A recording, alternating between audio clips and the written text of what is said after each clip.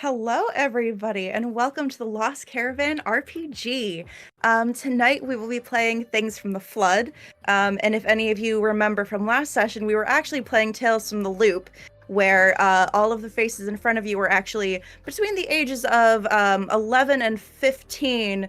Now they're a little bit older. I kind of fucked some things up. They went into a time warp. They came back 6 years later. All the good fun things. Before we get started, I do just want to make sure that I thank our sponsor, which is Soul Muppet. They are the creators of Orbital Blues, which we will have a campaign of Orbital Blues coming up soon, so make sure you check out for that. Make sure you also follow us on our YouTube page if you miss any VODs. They will be uploaded onto there, usually within less than a week. I feel like Hoop's super fast with that, so you won't have to ever miss a stream. And also feel free to join our Discord. You will find us having casting calls every month, and also just there's a bunch of cool people to talk to and meet. So why not, right? But yeah, so I think what I'm gonna do first is just have everyone go around, introduce themselves, and why don't you tell me something new that you think that your now angsty teenager would be facing as a, or, you know, how they feel about coming back and now realizing that they are just in a totally different time of their lives. We'll start with Dido. Hello. I'll be playing Isabel. She's now a hacker. And something she is dealing with now that she wasn't before are these boulders on her chest. Hair where it shouldn't be growing, wasn't growing before. And trying to remember that now she's technically 18 and she keeps thinking she's 14 because that's what she was. Okay. How about who's next in the I guess we'll go in reverse order. So Turk is next. Okay, hey everybody, I am Turk or Turk Accented if you're ready to do the time warp again. And I am playing Buck, who is still a jock, but is now 19, and so technically doesn't have to go to school, which he probably shouldn't do, but something he's struggling with beyond probably being assigned some government tutor that comes in and makes sure he actually knows how to read to a substandard level, is that all of his friends are getting recruited and going to schools and or the military or something, and he just wants to be a kid again, and maybe his whole life was fucked up by a scientist. Ouch. Yeah, that's fair. There's gonna be some weird conversations happening, I think, the first few minutes of this episode. He is still wearing his Letterman jacket because he's only 15 years old. Right? It's only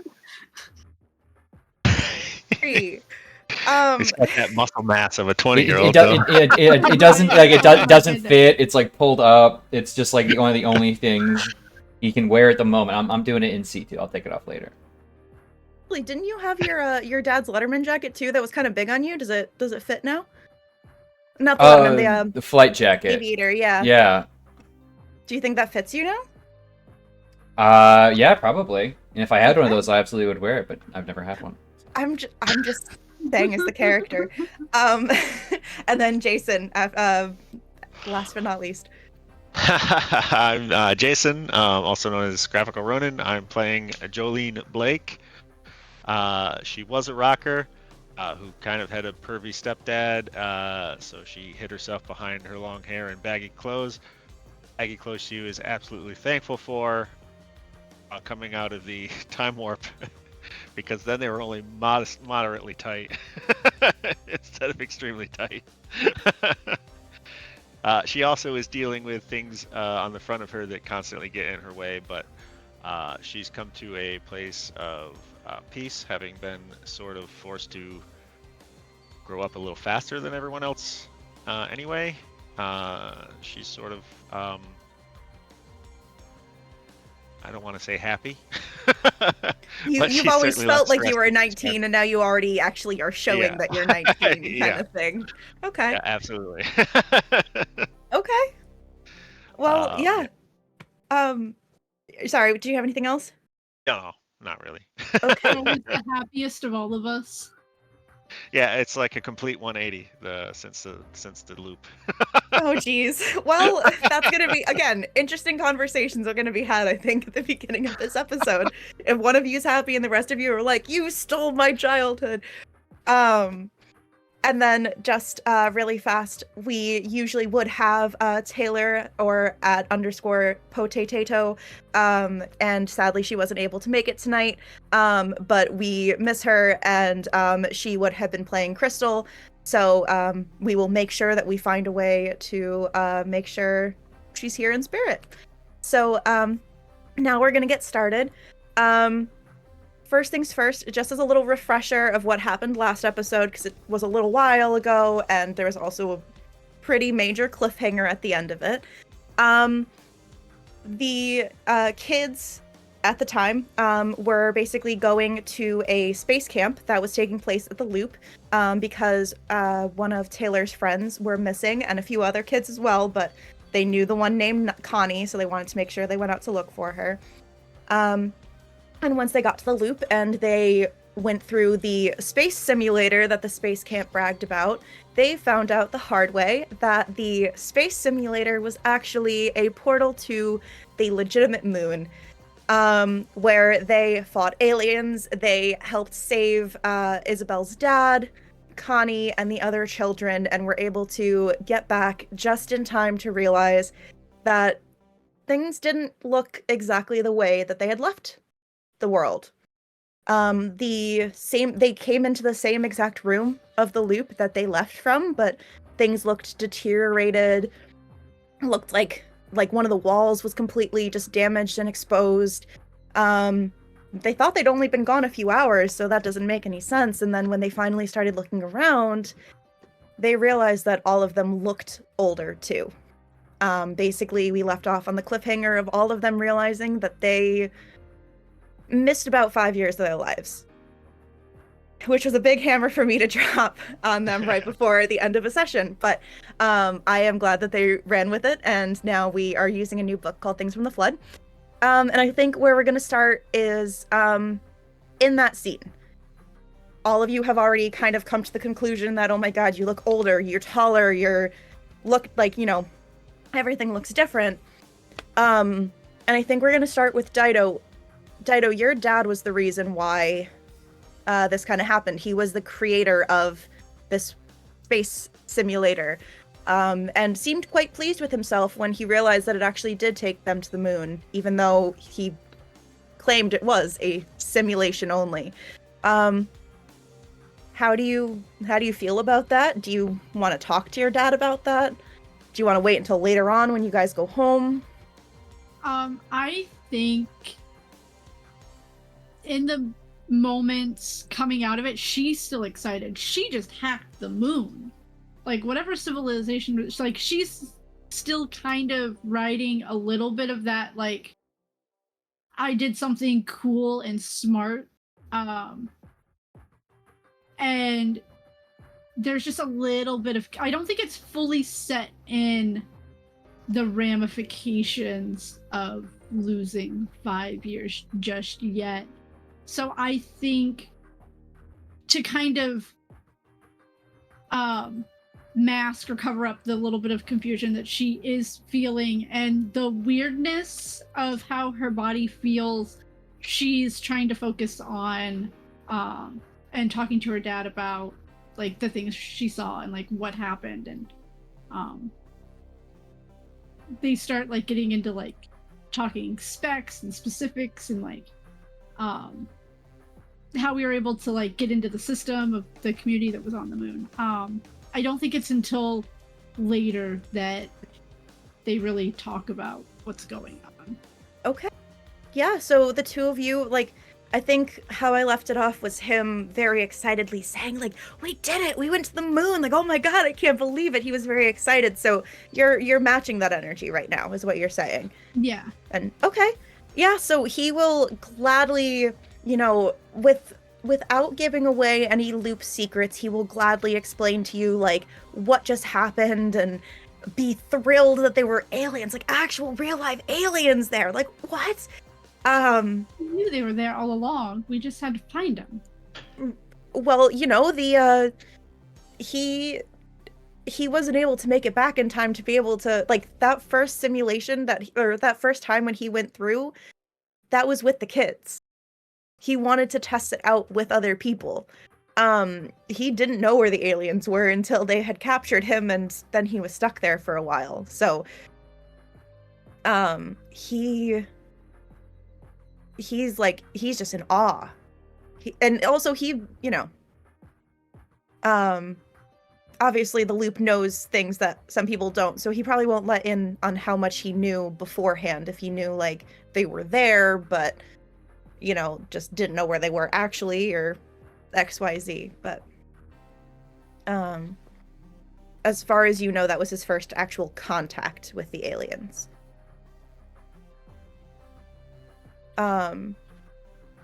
So then, is everyone basically does anyone else want to have words with Isabel's dad while we're here, or do we want to kind of transition that you all got back and want to go see your family?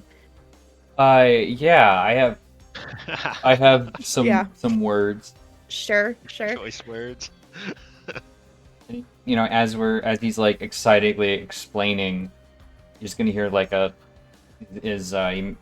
Buck's made his way over towards a mirror reflective surface and like, what the fuck? What the fuck did you do? What the fuck's wrong with my voice?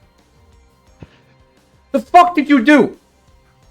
Oh, son, I didn't do that. That's puberty for you.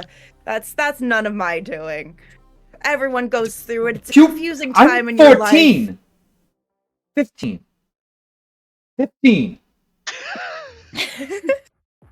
I shouldn't be having puberty. I hit puberty around then. Technically, Or at least started it. Scientifically, you start puberty when you're 8. Shut up. I'm sorry. Don't talk to her like that. You shut up too. Why don't you two go make out with each other or something? You can be quiet for a while. Oh, that's my daughter you're talking about there. Listen, I know and you we fucked just up got her back life from the too. moon. Why do I look like this? Listen, messing with space and time sometimes can mess with how you look a little bit. Did we time travel? Occupational has no time traveling. We just maybe time works different on the moon. And he kind of gets like that distant, like he's doing calculations in his brain or something like that to figure out how long he was actually there. And he just like this panic. It's just, oh fuck, Rose, and he's just gonna run immediately out. Okay. So is everyone else following? Is anyone else kind of hanging back? Buck just stormed out of the room. He was kind of our ride. Oh. None of you were able to drive yet, okay? All of you are 15, last I checked. And now you can probably get a driver's license, but because we rode our bikes, that's right. right. No, yeah, you rode your bikes and then The you went through a outside. tunnel and honestly, if there was a car, you don't even know if the car would still be there anyway. Yeah, So, it'd be on blocks. So, okay, how about this? Well, let's have, does anyone else have anything else they want to do in the loop before I kind of, like, explain what the loop looks like as you're all running out? No, I think Buck just made Isabel realize that there are things that are wrong. Okay. Not the sudden pull of gravity. No.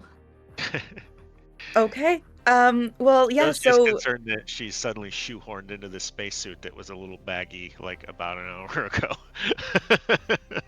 Oh, yeah, Buck, do you take the spacesuit off, Nah. or do you just start... Okay, you're gonna run through the streets in a spacesuit. I'm a spaceman. All right. Yeah, so Buck storms out. All of you kind of probably sit there for a second a little confused, and maybe like some stuff starts settling in, or maybe someone kind of, like takes off the spacesuit before, but eventually all of you start making your way through the loop, and you realize that it is eerily quiet. Like, it was pretty quiet. It was pretty easy for you to sneak around because you were in like a certain section that seemed like it just wasn't manned a bunch. But now it seems like deserted. Like, legitimately, paper strewn everywhere. Things look ransacked. It looks like this place hasn't seen a proper janitor in years. Like I said, there are holes in the walls. Also, if you ever try to go down any stairs, once you get to a certain level, there's water damage on all the walls.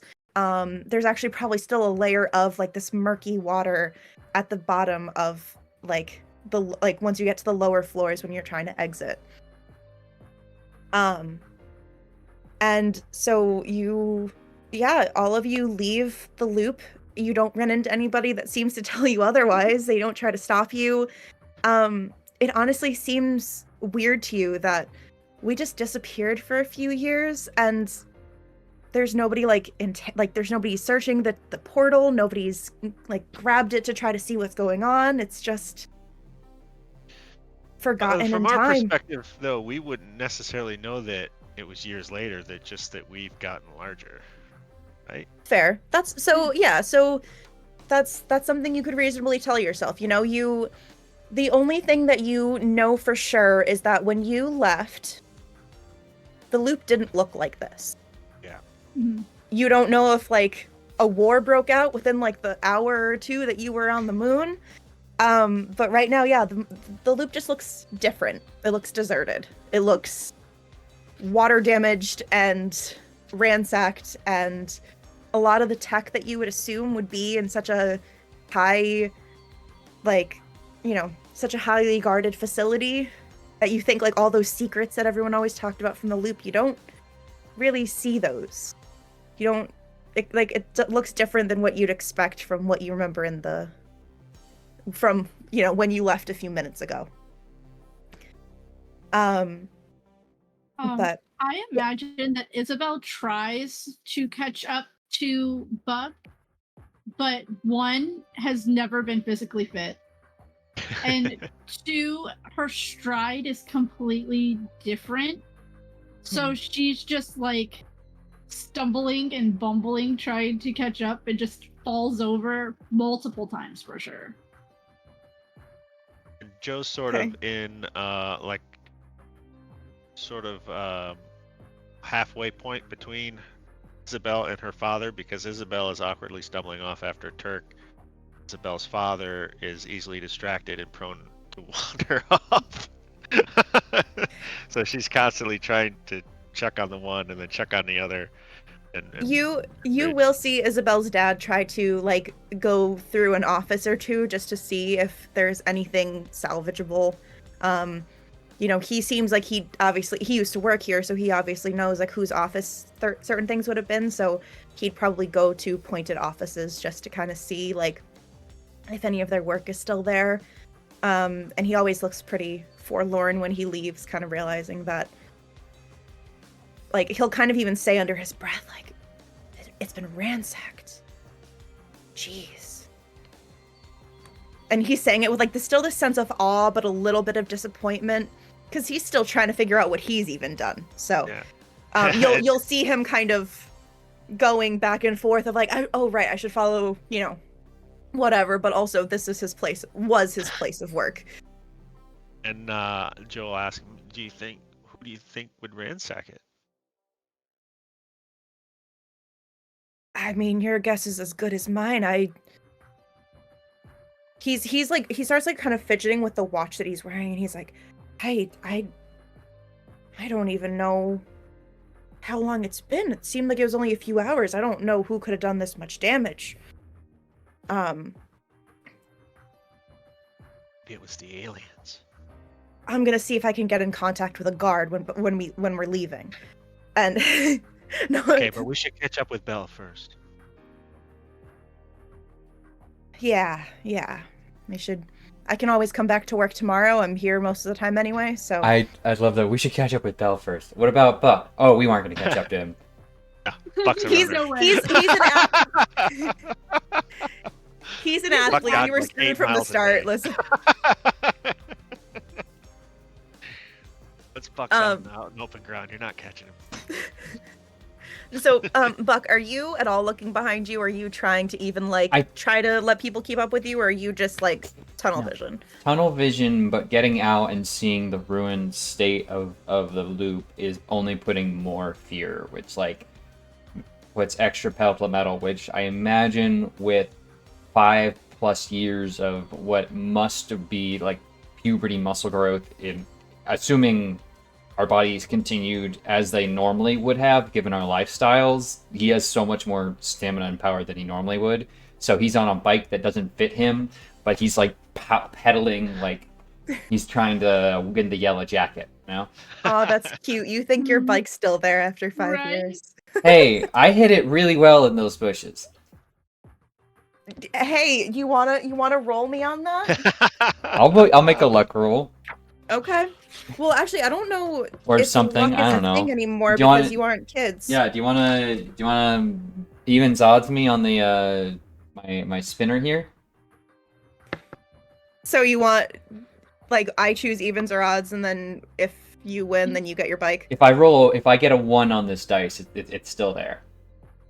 It's not Okay. even dice. I'm gonna spin it. Sure. And so yeah, Buck leaves that, and no.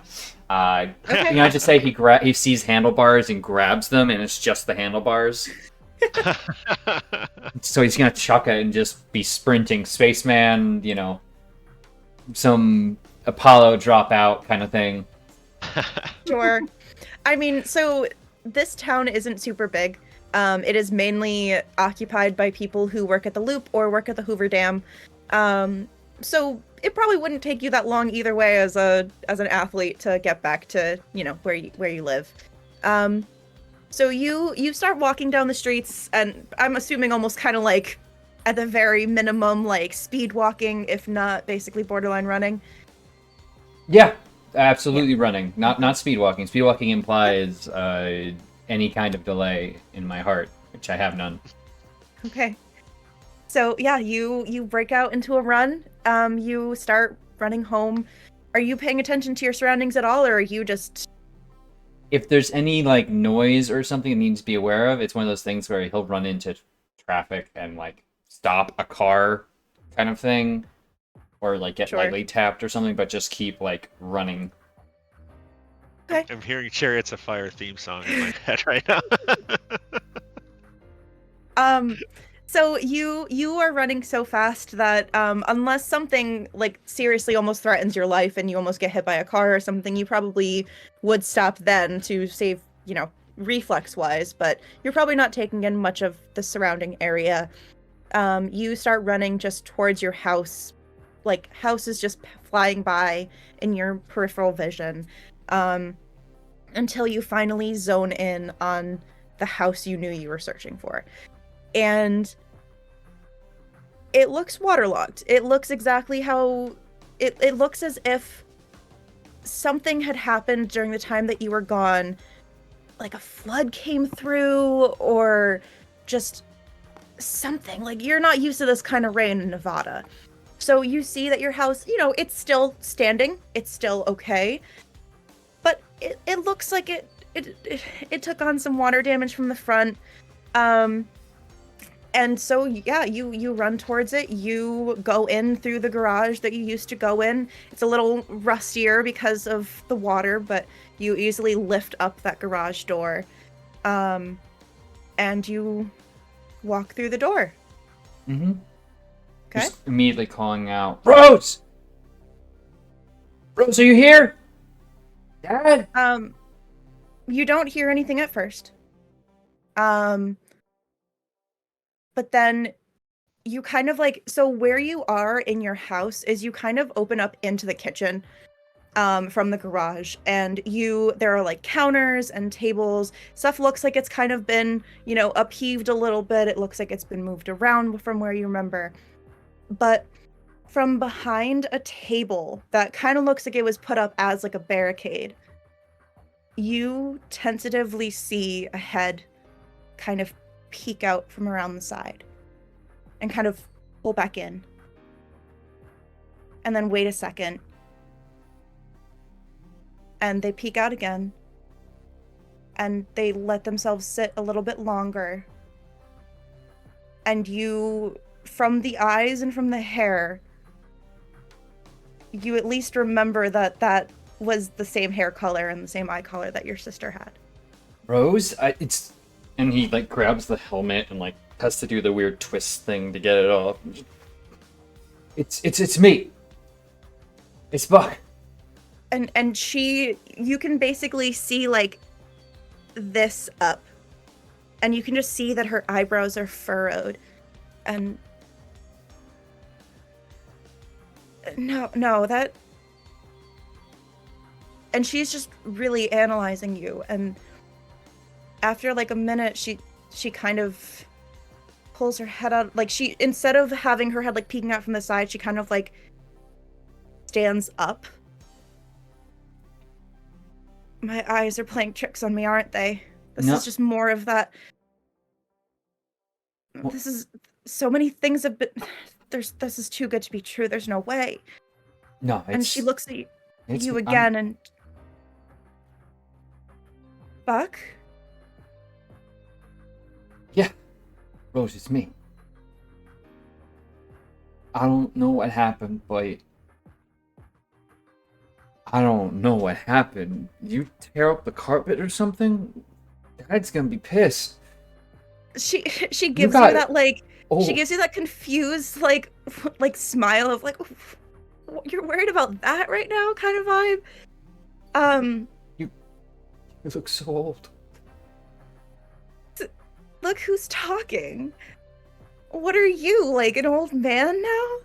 And she kind of like relaxes her shoulders a little bit and like shuffles out from around the table because she's still a little inquisitive, but she like tries to slowly start approaching you. Do you like do anything? He's gonna hold out both hands and just like quickly try to wrap her up in a hug because it's his baby sister. Yeah, okay. She's like slowly walking towards you, kind of like a dog that's like seeing a new thing and that's kind of like testing it out, like, and she'll, before she lets you like pull her into a hug, she almost kind of like pokes your forearm. She's kind of almost like just making sure, like, really, like, actually. And then there's that moment that kind of hits her where she just realizes that maybe she can let this be. And then she just has her arms around you before you even know it. And she's like, "Where have you been? I don't know. So much has happened. Where did you go?" I think I was on the moon. That's a hell of a time for jokes. Are you kidding me? I think I was really on the moon.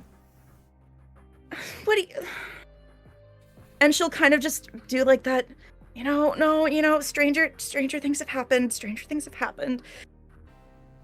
Izzy's dad is some stupid pension. I don't know why.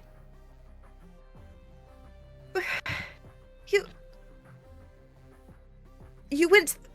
It takes years to go. You went to the moon? Not on purpose. Well, you better not have gone on purpose. I missed you.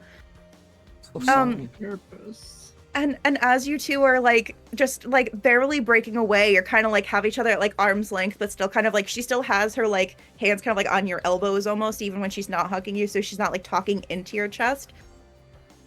You kind of see another head poke from around the corner, like very like just barely. And you haven't seen him in a really long time. And you're not entirely sure, but you thought that might be your dad? He's gonna be like hugging his sister and like kind of register that without her turning and seeing just... Dad? he kind of like rights himself a little bit, like he wasn't trying to be sneaky the entire time, and kind of like takes that awkward little like side shuffle out from behind the wall, and you haven't seen your dad in a very long time. He really didn't come out of his room, but he basically has both of his arms are like cyborg arms, kind of like prosthetics, and kind of he looks like he's a little quizzical, but it's only on like one side of his face. One side of his face looks like it's just completely just stoic and not really moving, but the other side of his face just looks like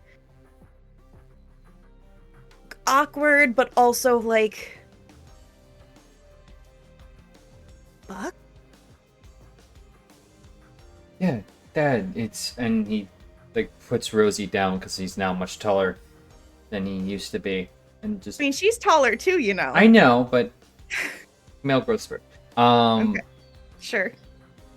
And he was already a Put her big down. kid. Just, Yeah. It's me here. Okay.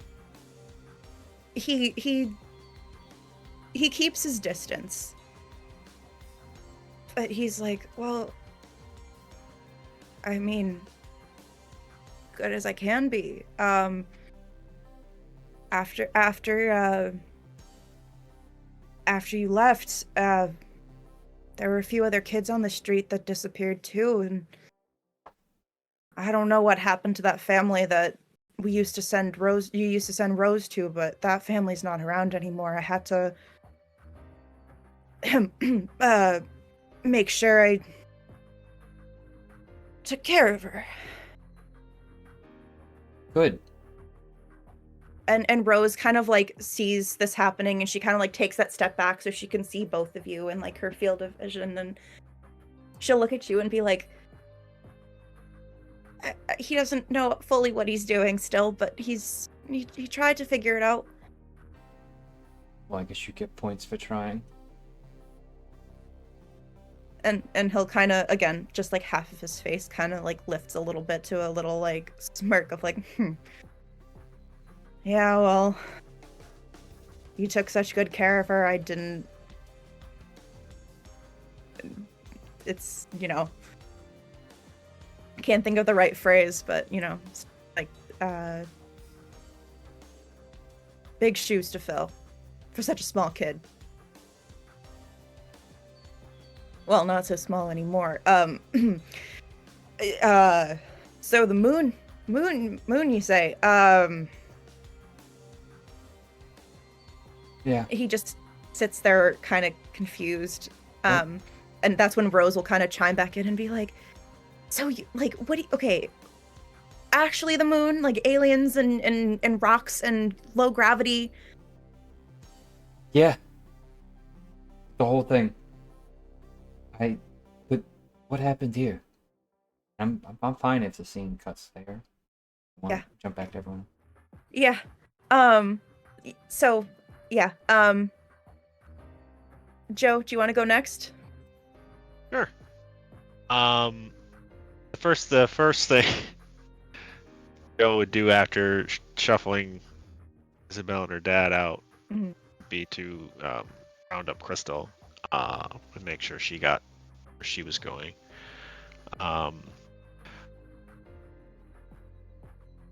Partly to be a good friend, but also partly to put off going to her own home. Not because she's afraid of what she's going to find in the 6 years of absence, just because she does not ever want to be there if she can help it. So she makes her way through an indirect route to the trailer park that she's lived at since her father disappeared all those years ago. Earl came into the picture. As she gets to the edge of the trailer park, though, it's pretty evident that things have changed quite a bit. For one, on the western side, there really aren't any trailers anymore. There's a huge pile of scrap and junk. It looks like old stuff from the loop. Those hover cars, robot pieces, things of that nature. Almost all of the trailers that she walks past that, their neighbors inhabited ever since she was a little girl are just empty. The doors are wide open, the windows are open. And there's just like an eerie silence to the place as the wind blows through. She gets to her trailer, it's still on its wheels. It's got a old refrigerator out front that Earl kept saying he was going to fix and never did. It's supposed to be for their, drinks and stuff. Old bathtub out front, car transmission. But again, just like all the other trailers, the doors are wide open, and she peeks her head in and looks around. She doesn't want to draw attention to herself because she still believes that they're home, and she's in for a rash of shit for being gone. But she does finally break the silence with, "Huh? She looks down the hallway into the master bedroom. It's be a closet in any other house. And there's nothing. There's like most of the stuff is still in the house. The TV's still there. The microwave's still there. The refrigerator wide open with rotting food. And still some dinner left on the table, decayed and rotten after obviously many years. And she sits down for a second, looks around and listens to the silence, and then just kind of exhales as her body sort of collapses on itself, like for the first time in a long time. There's a lightness about her. She doesn't feel stifled. She doesn't feel like she has to hide anymore. Just a little smile creeps across her face. And that's Joe's homecoming. Okay. Okay, so what I'm gonna do is I'm actually gonna have you do the same thing that Turk just did a few minutes ago. Roll me a 1d6, and Okay.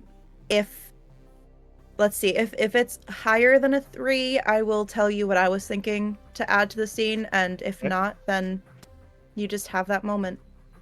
Is it 3 on the nose? On the nose, okay. It's not higher than a 3, it's not meets it beats it, so yeah, I'll probably tell you later, but Okay. you just have that moment of, wow. It, like, you don't hear sounds from any of the RVs around, or any of the trailers around you. Like, you feel like usually the trailer walls used to be so thin that you could probably hear if somebody was outside, no problem, and it's that Dogs nice barking, people fighting. silence. Yeah. It's just that silence of getting to be alone and just getting to be yourself in your own space. And yeah, you absolutely have all the time in the world with whatever you want to do right now. So, finally, was there anything else you wanted to do? No.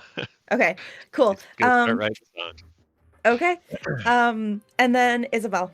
So, are you heading back with your dad? Are you guys going back? Like, what's the plan? I think we're gonna head back to our house because, he seems to think that it's just been a couple of hours. Shit's weird, but it's only been a few hours. So I think Isabel's still kind of leaning on that. Okay.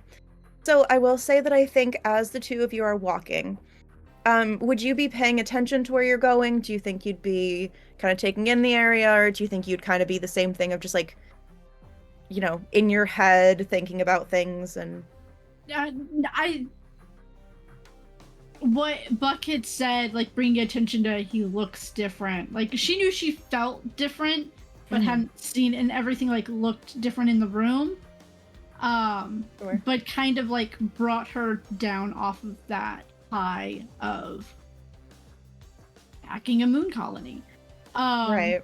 So do you think, I guess the question is, do you think you'd be in your head about that, or do you think you'd be like inquisitive, like what does this mean, and like be looking around to try to see if anything else feels or looks different. No, she would probably. Dad, my bike isn't here. Why is. Even if something just happened over the course of a couple hours, everything looks different. Did you lock it? I mean, hate to think there'd be crime in the area, but you never know. Dad. And she, like, gets in front of him and stops. She's not a very assertive person. Mm-hmm. But she, you look, she knows how she has to get with her dad. Look around. And he'll kind of take that second of like, oh, my daughter's getting in that serious tone. What does this mean? Kind of dad thing of like, okay, Isabel, what's happening? And he'll kind of furrow his brow and take a minute to look around. He's like, what do you mean? And he looks around, and this weird look kind of crosses his face. Locking my bike is the least of our problems right now. We need to get back to the house. Something went wrong, but we need to get back to the house. I need my notes. And he just kind of like almost shuts down a little bit, and he is again looking with like that calculating look in his eyes, and he's kind of just watching everything around him as he walks the path that he's probably walked so many times home from work. And you're still trying to like talk to him, or when he kind of shuts down, do you just kind of let him be like that? I think once she's gotten him to like notice something's wrong, when he does that, he's typically in problem solving mode. Right. Not like stuck in his own head with his own accomplishments and what he's doing. Mm-hmm. So she's not as worried as when everything looks different. The air smells different. The ground is squishy. I think as he's taking in the same things that you're pointing out, he will start walking with a little bit more urgency to his step. So it doesn't take much longer to get to where your house should be. Yeah, I think Isabel falls behind because she's still getting used to this body. Mm-hmm. But will follow as fast yet clumsy as she can. Right. Your dad is sadly not like super helpful with like if you stumble. He's kind of in his own mind, so if you fall behind a little bit, it's gonna be just, keep up. And you guys get back to again where your house should be. Maybe you kind of see him round the corner to your street a little bit before you do, and then when you do round the corner, you see him just standing there looking at again where your house should be. And he just kind of like drops to his knees for a second. He's like, how long were we gone? How long were we gone? Isabel. Yeah. And he kind of like assesses you for a second. He's like, have you always looked like such a teenager?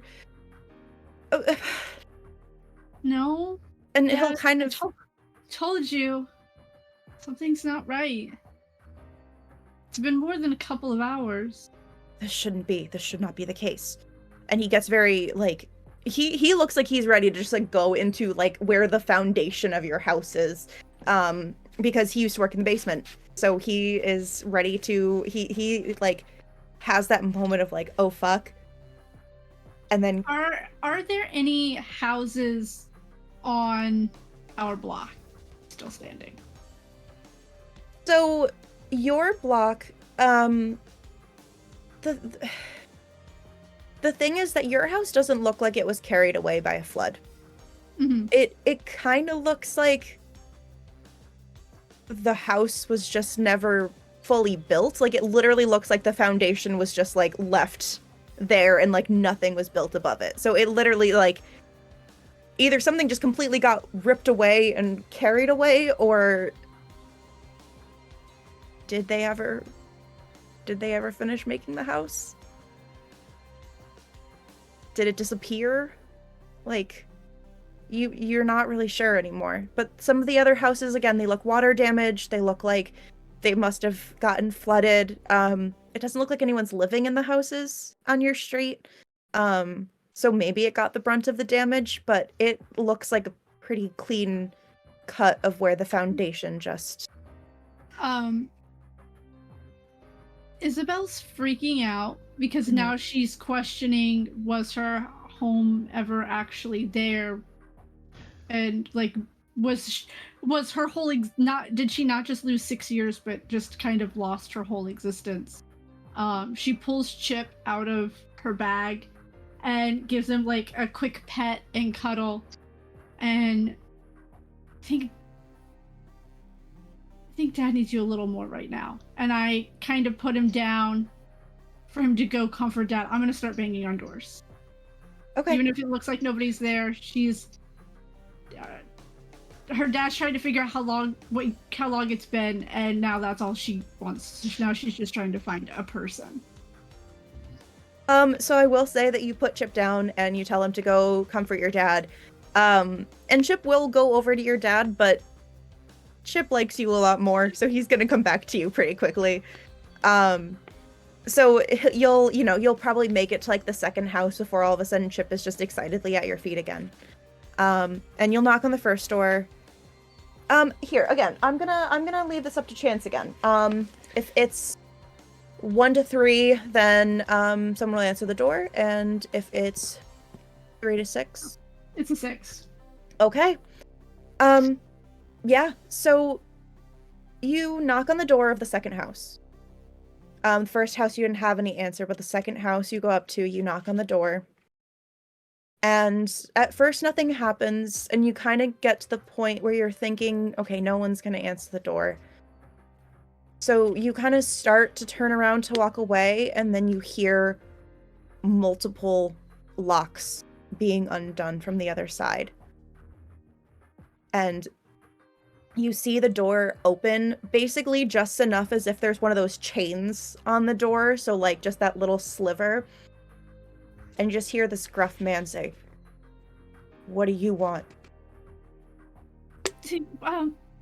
What year is it? It's gonna be the point where I realize I didn't remember. I don't think I ever actually said what year it was in the 80s that we were in. So I'm gonna say magically it is 1993. Okay. And we're just gonna assume it's took place in the 88 for the old game. And you just kind of like you hear that pause of like, what is she like? What? He can It's see 1993. She went in wearing a dress, which obviously does not fit around the top, and like probably barely at this point covers her butt.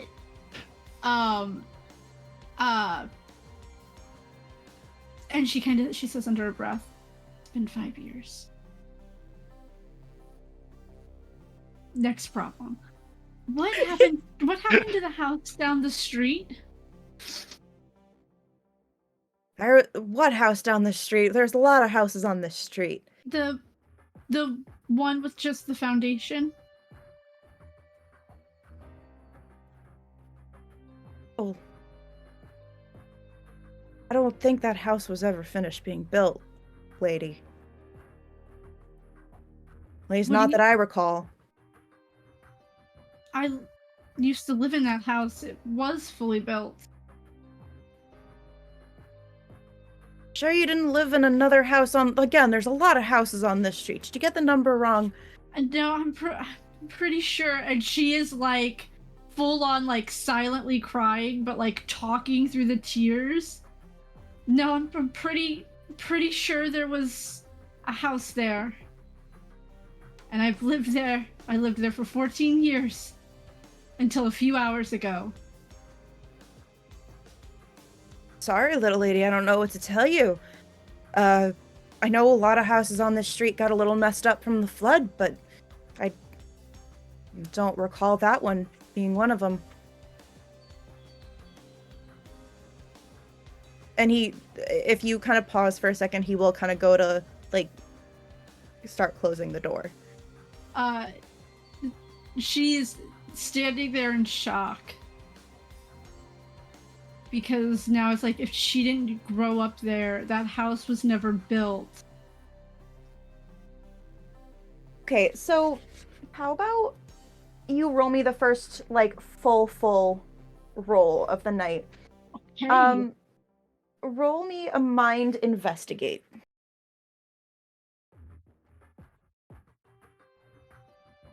Investigate. So remember, you'd put the number of dice in your mind skill and then the number of dice in your investigate skill together and roll that many dice. We are at 6. Nice. Let me know if you get at least 1 6. I did. I got Perfect. 2, but I did. So you're in the middle of kind of having this whole existential crisis of, like, do I even exist? Am I here? Like, what is happening? And you think about it for a while, and you start to remember that this kind of happened before in the loop sometimes. Every once in a while, you'd hear somebody, like, be so sure that there was a house down the street, and then the house isn't there one day, or, you know, somebody's wife just... nobody remembered her anymore except for the husband. It's something that you kind of, like, saw in the news. Like, people didn't always take it super seriously, but you'd see, like, a missing sign for somebody that, you know, said their wife was missing, but everyone's just like, listen, I knew him for 20 years. I've never known a wife before. But one thing that you do kind of find solace in is you were just in a group of people that all knew who you were. Yeah. So yeah, go ahead. I think realizing, like, all of this, she does take a little bit of comfort in that the people that she was with there will remember her. Mm-hmm.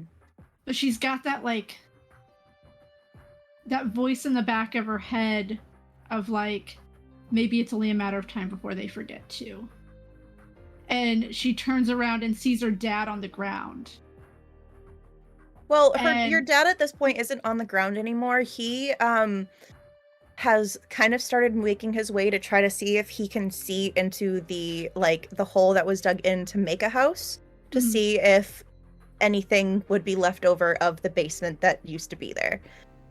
I'm gonna go over to him, still, like, crying and just trying to, like, figure out what's going on, and she's realizing that her whole life was basically erased. And when she catches up to him, she pushes him. What did you do? Nobody remembers us. Our house was never built. It's been 5 years. And she, like... 5? And he just hyper-focuses on the 5 years thing. 5? No, that can't be right. How could that have happened? How could my calculation have been so wrong? I need to find my notes. I bang on his chest, you know, like a hysterical young woman, crying.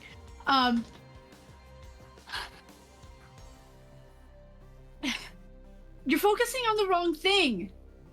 Our house never existed. We never existed. Your notes aren't there.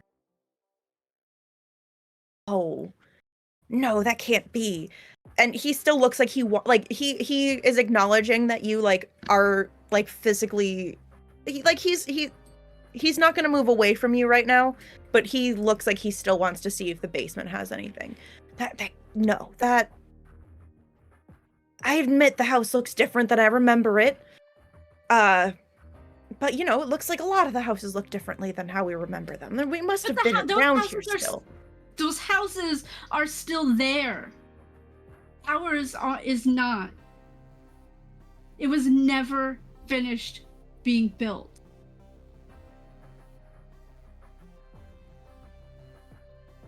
I think he's still kind of searching, like his eyes are still searching, but he kind of like he takes a second before he finally kind of freezes, and he's like, that can't be.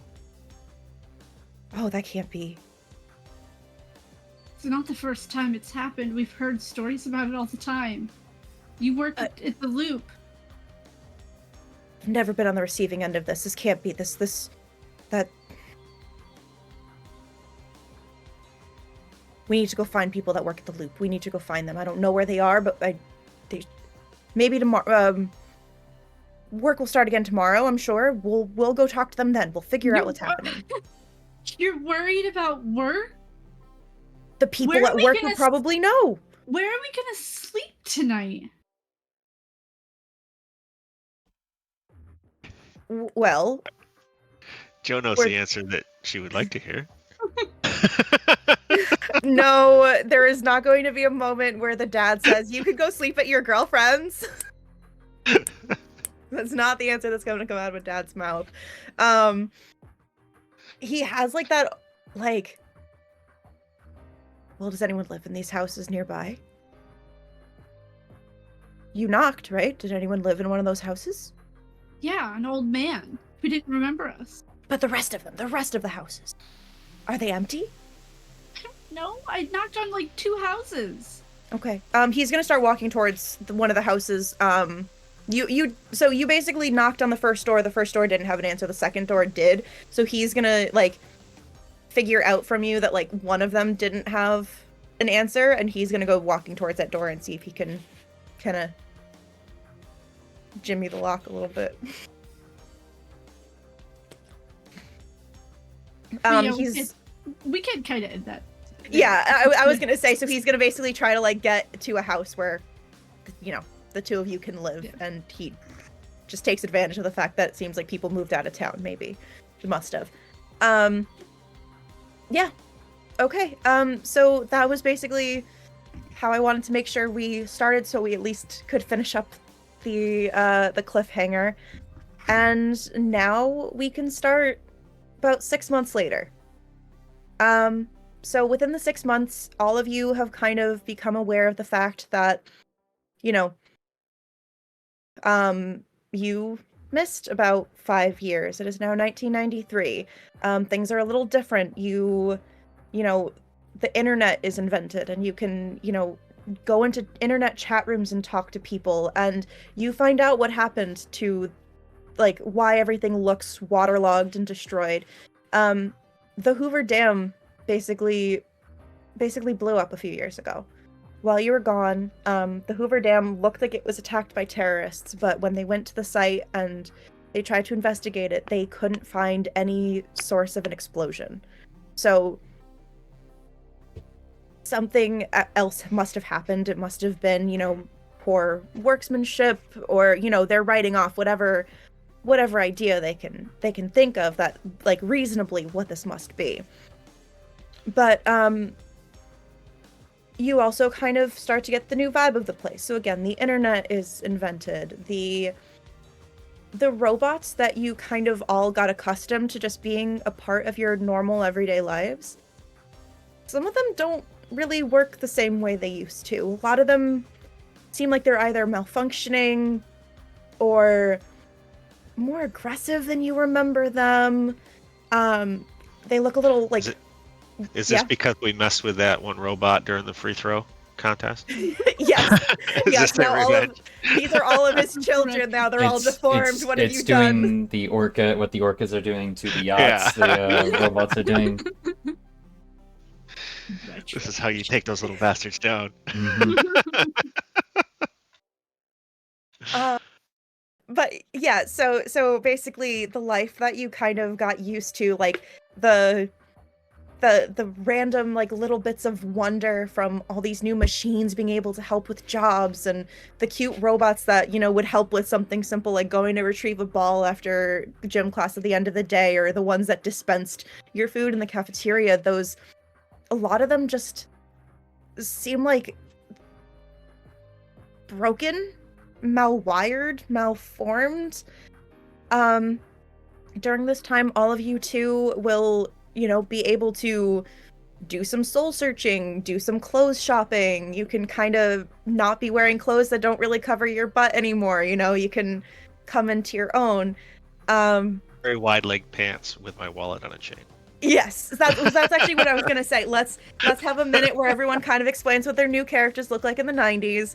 And then we can, you know, little fashion montage, and then get to the bulk of the story. So we'll go in reverse order this time. Jason, what does Joe look like now that it's been about 6 months in the 90s? Well, when Joe had to live with that creep Earl, she wanted to hide as much as possible. So she always wore really baggy t-shirts, really baggy pants. She had long hair that she could just tuck her face behind because she was very awkward around people that weren't her crew.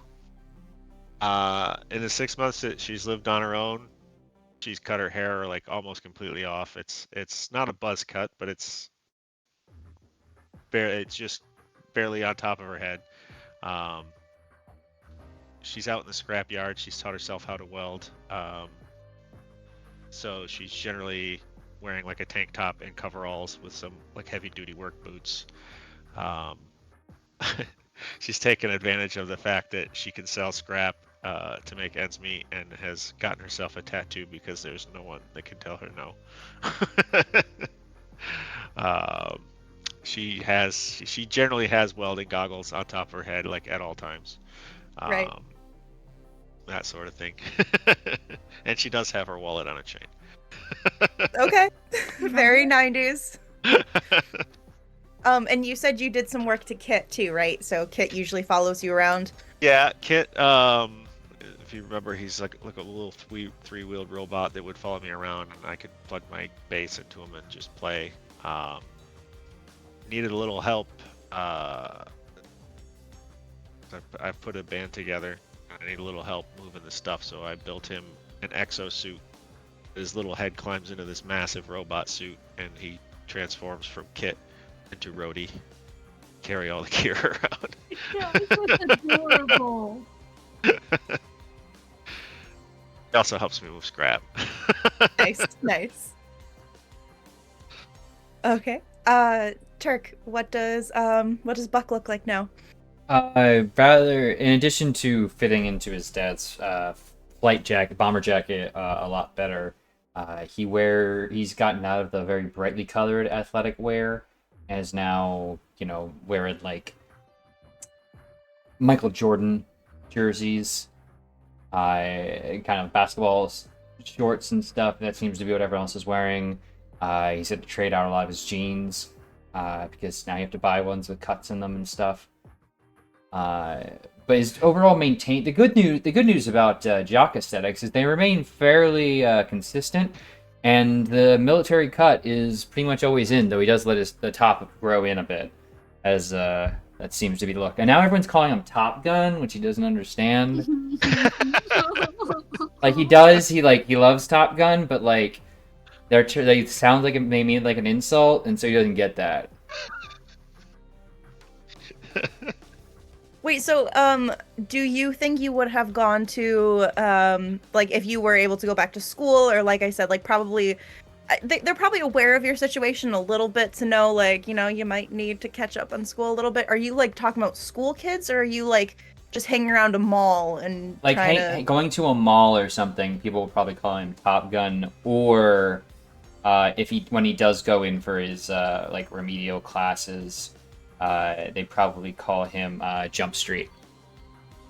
I don't know if that's been out yet, but I think it has.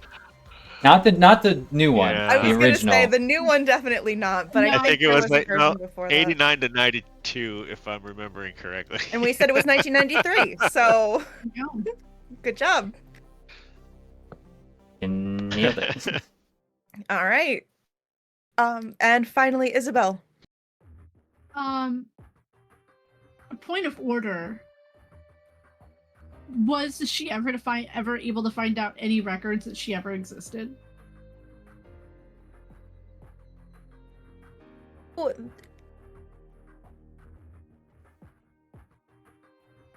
yes.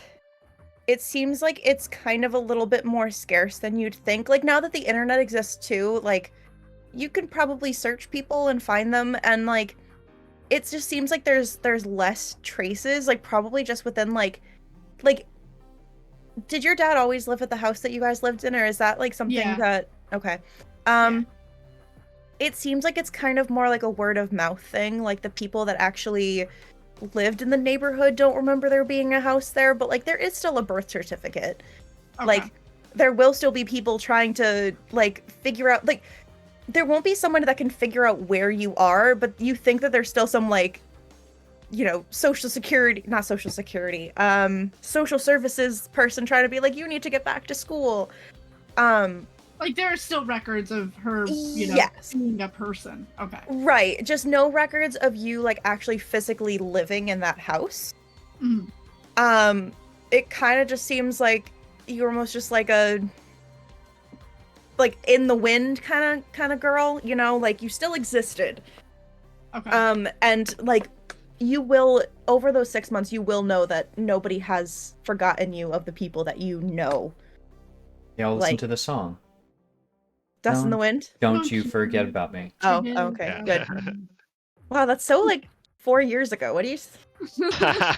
They all 80s. remembered it. So she's kind of went the opposite of what Joe is.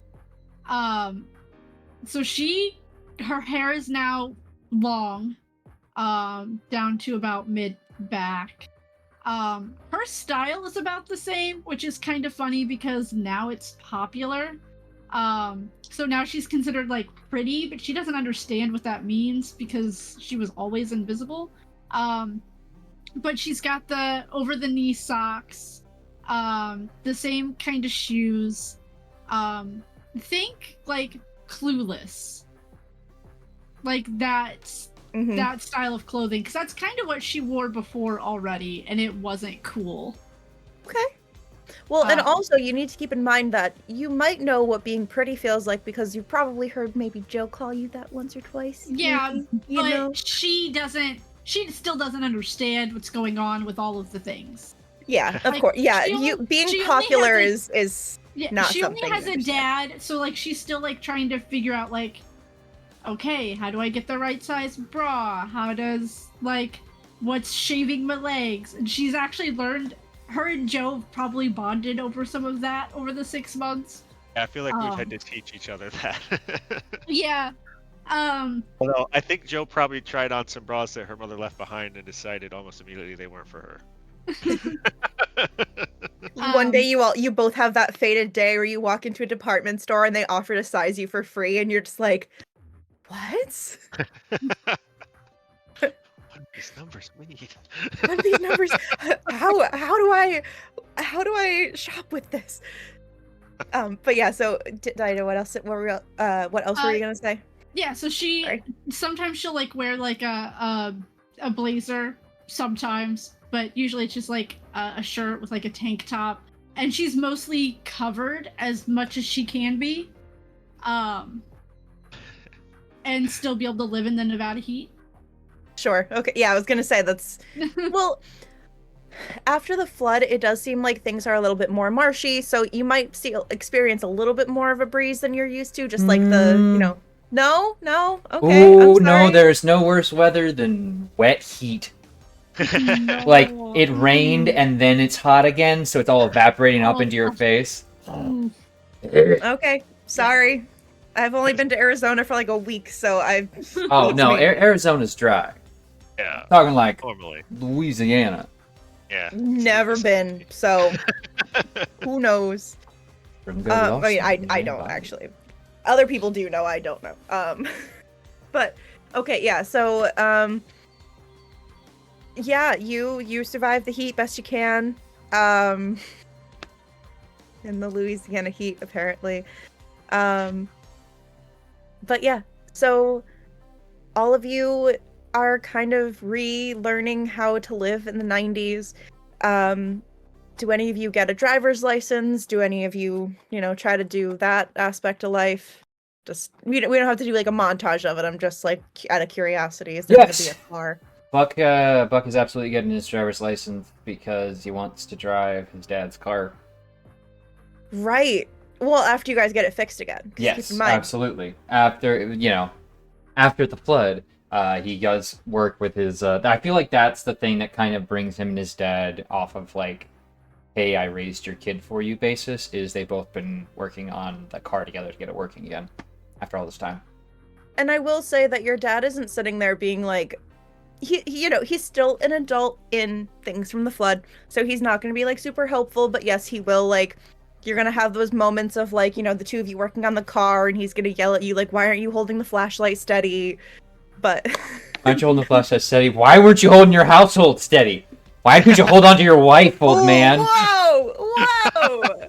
That escalated quickly. Okay, all right. Well, either way, you have a car. That was what I was going for. Yeah, it's been So... I'm saying that's the storming stage of things that have happened over 6 months. Is they've cat in the cradled each other into some form of respect. It's not a cold. It's just a cold war now. Oh yeah, and he definitely kind of fell back a little bit now that you're back of taking care of Rose, because first of all, she's a little bit older now to be self-sufficient, and now that you're back too, he's like, okay, good. I can. God, she's got 2 dads. He's still now. there. He doesn't stay in his room anymore. So yeah, it's I'm like, going okay, out. And I'm gonna go out. We both turn around like wearing that. you Hell. But anyway, Joe, you did also say that you would probably have a car as well, right? Yeah, I'm sure she's welded one together after like out of 3 or 4 different cars. It's Sure, like you part live. El Camino, it's part Dodge Neon. Okay. There's a little bit of Chevette in there. It's a mutt. We adopted. Aw, very nice. Oxy, but it's nice. We Frankenstein. It's the latest way to adopt a dog now. We Frankensteined it.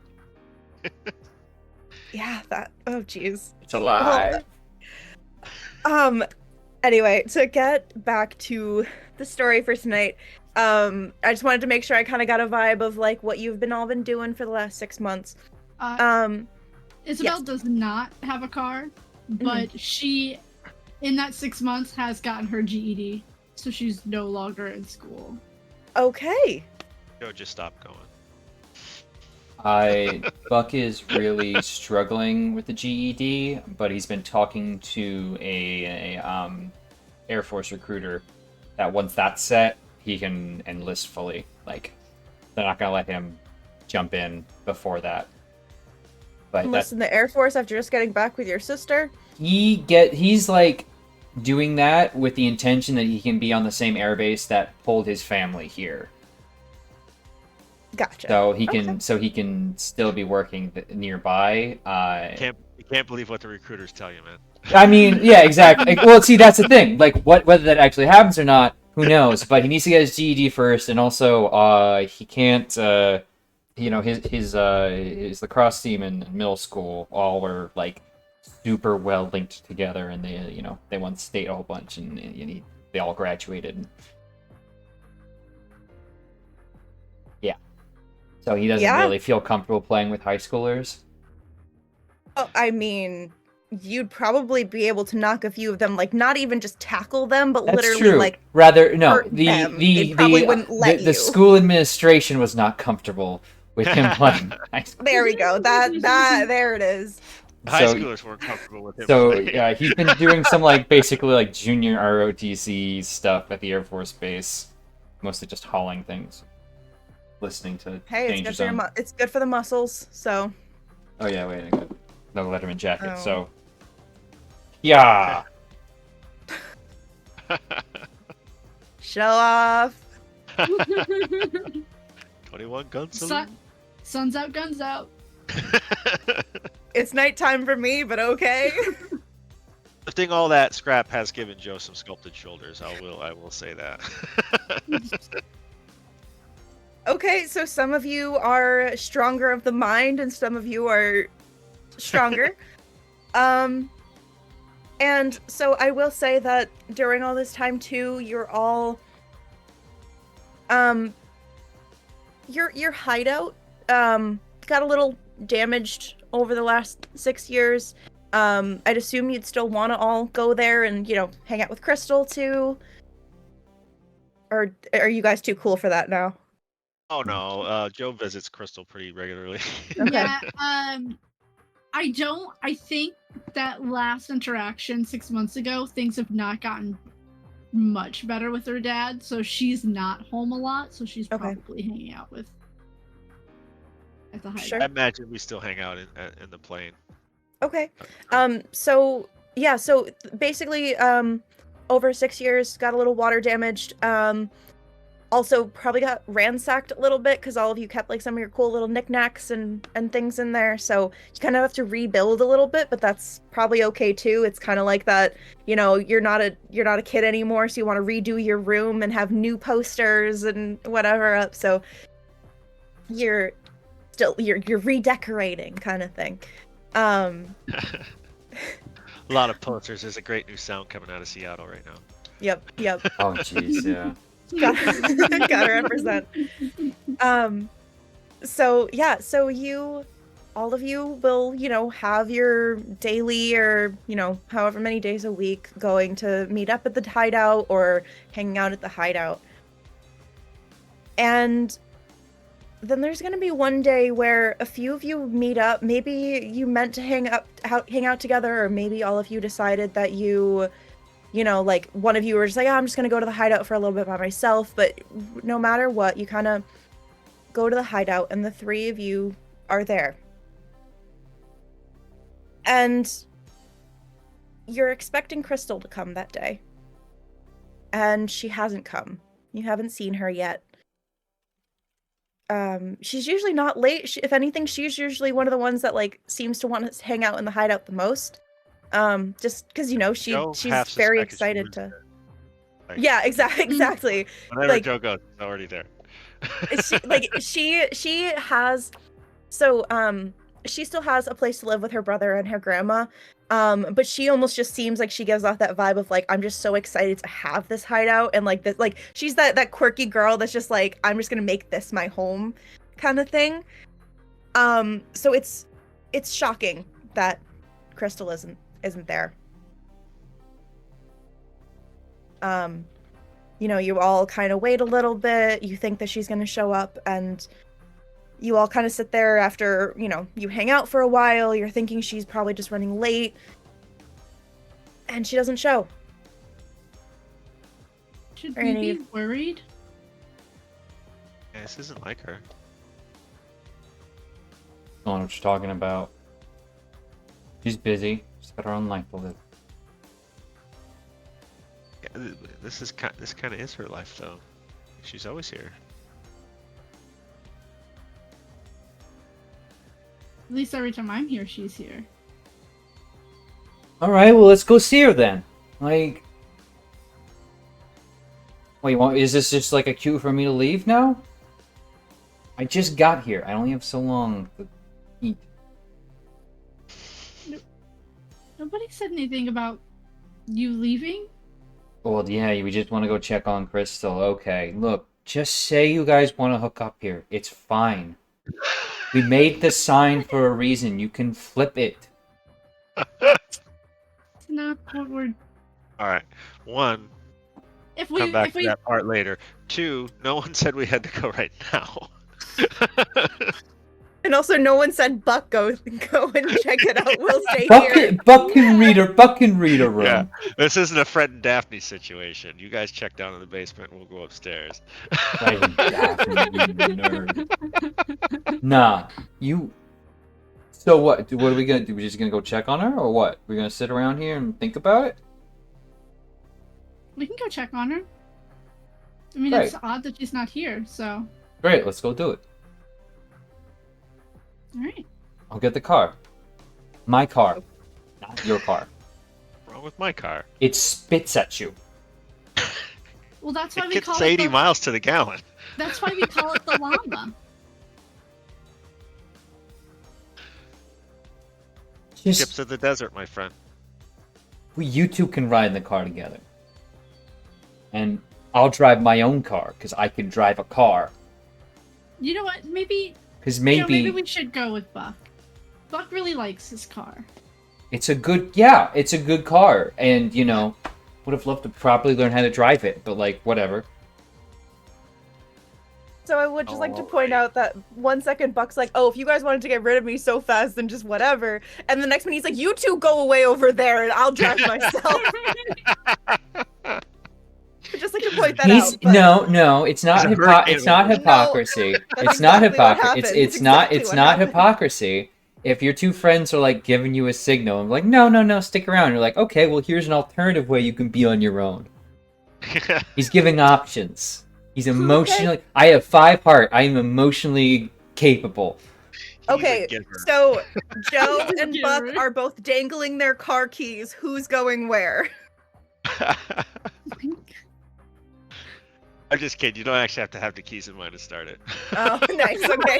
You just need a screwdriver, kind of jimmy it a little bit. We could take Buck's car. It's a nice car. It's an actual car. It's only got 4 wheels. I mean, it's kind of lame.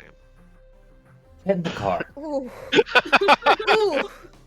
Gross.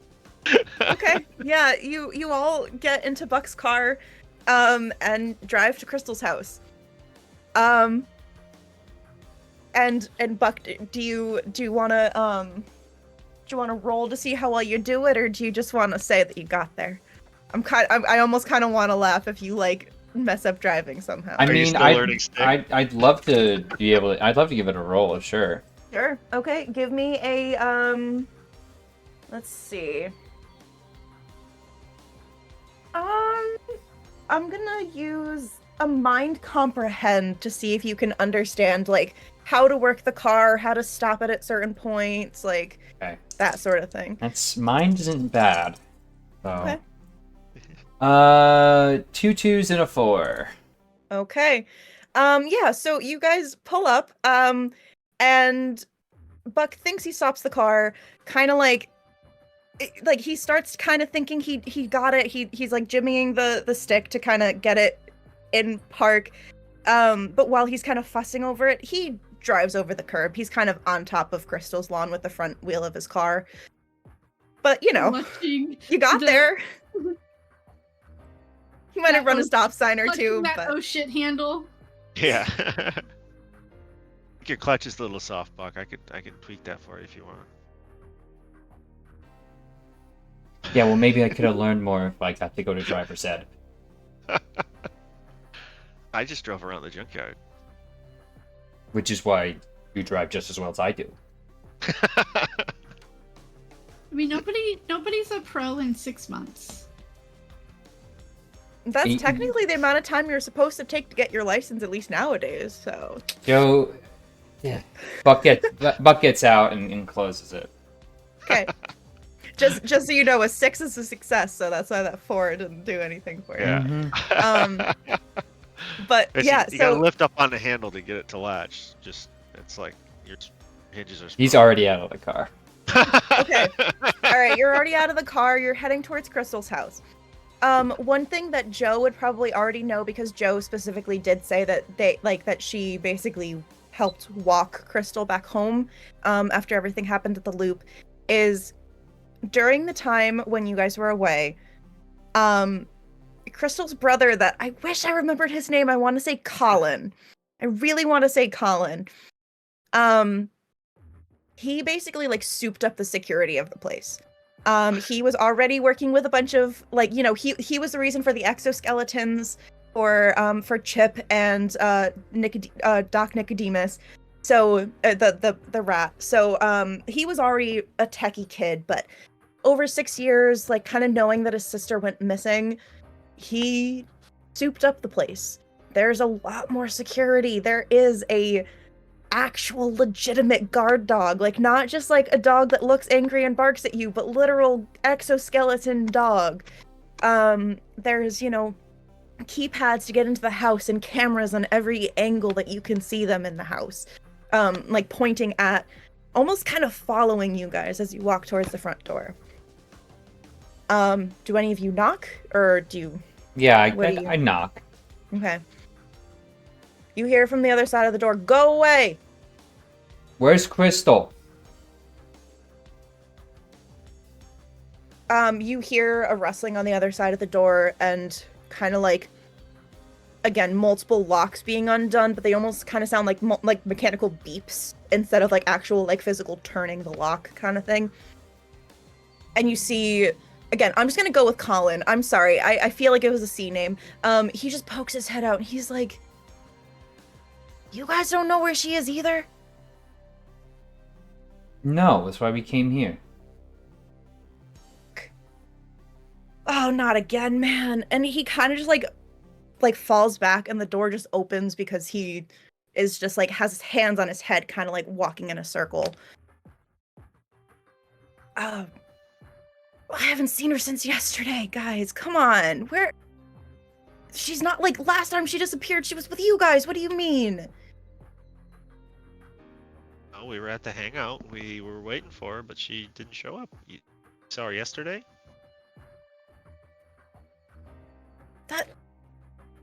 Yeah, I saw her yesterday. She was heading towards your guys' hideout last I heard. I figured she got there and she just stayed the night like she always does. What do you... you didn't see her there? Are you... No, I didn't get out there yesterday. Yeah, me either. She was alone there. Oh my god. I gotta go. I gotta go look for her. You guys gotta go. I gotta go drive around and figure out where she is.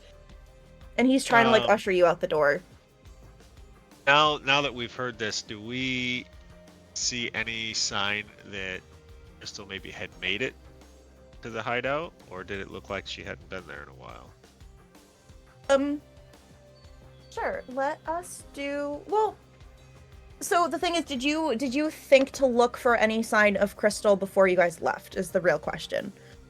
Because if you were sitting there thinking like, "Oh, she must just be running late. Let's go to the house," would you have thought, is there new notes in her notebook or something like that? Yeah. Or is it, I don't think we would have, at least Joe wouldn't have thought to look. I think Joe probably would have checked coming in to see if she was there, or if her bed was different than the last time, because we all, I'm sure, have little like cots in there, left over from the sleepover days. Aw. Cute. Yeah. Maybe we should help look for him. Maybe we should go back to the hideout and start our search there. Sounds good. Might as well. The brother is like kind of already trying to push you guys out the door, so now you're just gonna kind of turn around and be like, "Well, okay, thanks." Colin, wait till we're off the property to turn on the lasers this time. No promises, no promises. And so the Colin isn't probably going to be heading towards the hideout specifically. He's probably thinking like, okay, she must have gotten lost somewhere around town or something like that. So he probably won't go to the hideout. He'll probably kind of do some circles or something. But I guess he would probably eventually make his way to the hideout. But I think you guys would be there first before he gets there. Yeah. Like he'd think to look in a few different places and. Like his grandma plays bingo, so maybe she went to go see her their grandma, that sort of thing. So, so you guys drive back to the hideout then? Yeah. I would think Crystal's a bit younger than us. Is she driving at this point? You think? So, if this was 5 years and She'd be 15. She would be 15, unless it was like, now it's been like another 6 months, so maybe she like just turned 16 kind of thing, if anything. But yeah, so she probably doesn't have a car. She probably walks there. Okay. Unless, she hitches a ride with one of you guys, so. So, Joe would be like, "Hey, Buck, why don't you drive back? You know, take your time, check the roads. We'll take the back trail that she would normally walk if she were walking." You know, now he's just gonna think we're just gonna stop and make out. I mean, I'm not saying we're not, but As We're also long as gonna- you actually look for Crystal, I of don't course care. we're still. Not in each other's cooches. If you get to the If hideout and you somebody find would like anything, let us know. I'm trying to think. At 93, it was so long ago. Were there cell phones? So, in 93? yeah, but like only like really rich people had them. Yeah, And they were like MASH the big radio. one. Yeah. Yeah. Maybe just think of like a meetup spot in a little while, I guess. No, we met back at the hideout. Yeah, I mean, the idea Okay. is we're gonna take the path that she would take to the hideout, Mhm. just to see Right. what we can see while Buck drives, and to see if he can see any sign. Because we were, I'm assuming, just heading to her house, not thinking to check the sides of the roads when we were Mhm. driving or anything. Sure. Okay. Yeah. Buck, you're okay with going by yourself? Them making out, sure. Yeah. Do you want to give me another driving roll, or do you want to just say you got there? See how it made me. Come on. Sorry, I lost all my dice in that roll. Anyway, 2 6s and a 2. You kind of took that like teasing to heart when Joe, like was like, hey, like you gotta do this and I gotta fix this, and you're like, no, I'm gonna do this right. And you drive the best you've ever driven just out of spite. Mm-hmm. It was just performance anxiety. That's all.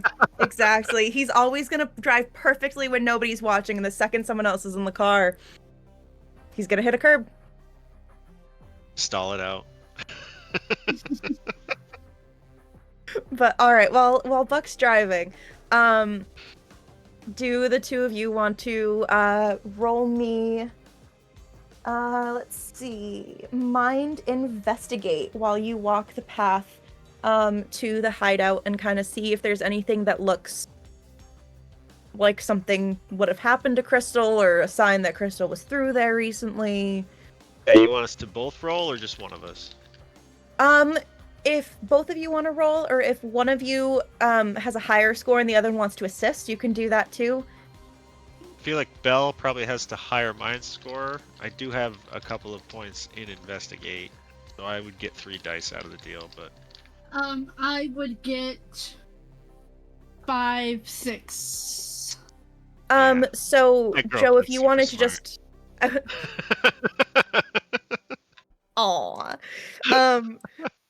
Joe, if you wanted to Love it. assist and kind of just, keep an extra eye out or something like that, you can actually give Isabel another die, or you can roll separately. It's up to you. Can I also use Chip to help keep a nose out? Yeah, absolutely. So that adds 2 more dice. Okay. Yeah, so I'll do the help action. If I have Kit with me in his smaller form, he can probably help on the trails. Sure. Yeah. So would you be rolling separately and then using your +1 for your iconic item? Yeah. Okay. It's probably the best bet. Yeah, because I don't know if you can have your iconic item assist Isabel. Okay. I think that's where the Okay, limitation is. I took the 1 extra die for if Joe were helping. I got 2 6s. Okay. Gotcha. Okay. That's what we'll just help. Awesome. Yeah, so you're kind of walking through, and We're beating around the bush, but not like that. Yeah. you're a little distracted because you kind of, like the two of you are doing that thing where you'll kind of tease and you'll like run away like laughing and everything like that. But you will eventually, you'll kind of like be looking around, and you eventually, I think Chip will probably be alerted to this first before you do. You'll be going through the woods, kind of like back streets and everything like that, and all of a sudden Chip kind of lets out a bark. And will start trotting back to you with one of Crystal's shoes in his mouth. And you know Crystal's shoes pretty well because she still kind of has that, like, she likes to be, you know, unique and wear the bright colors, so it's probably like a bright pink Converse or something like that. So it's a little hard to misplace. Where are we in relativity to the hideout /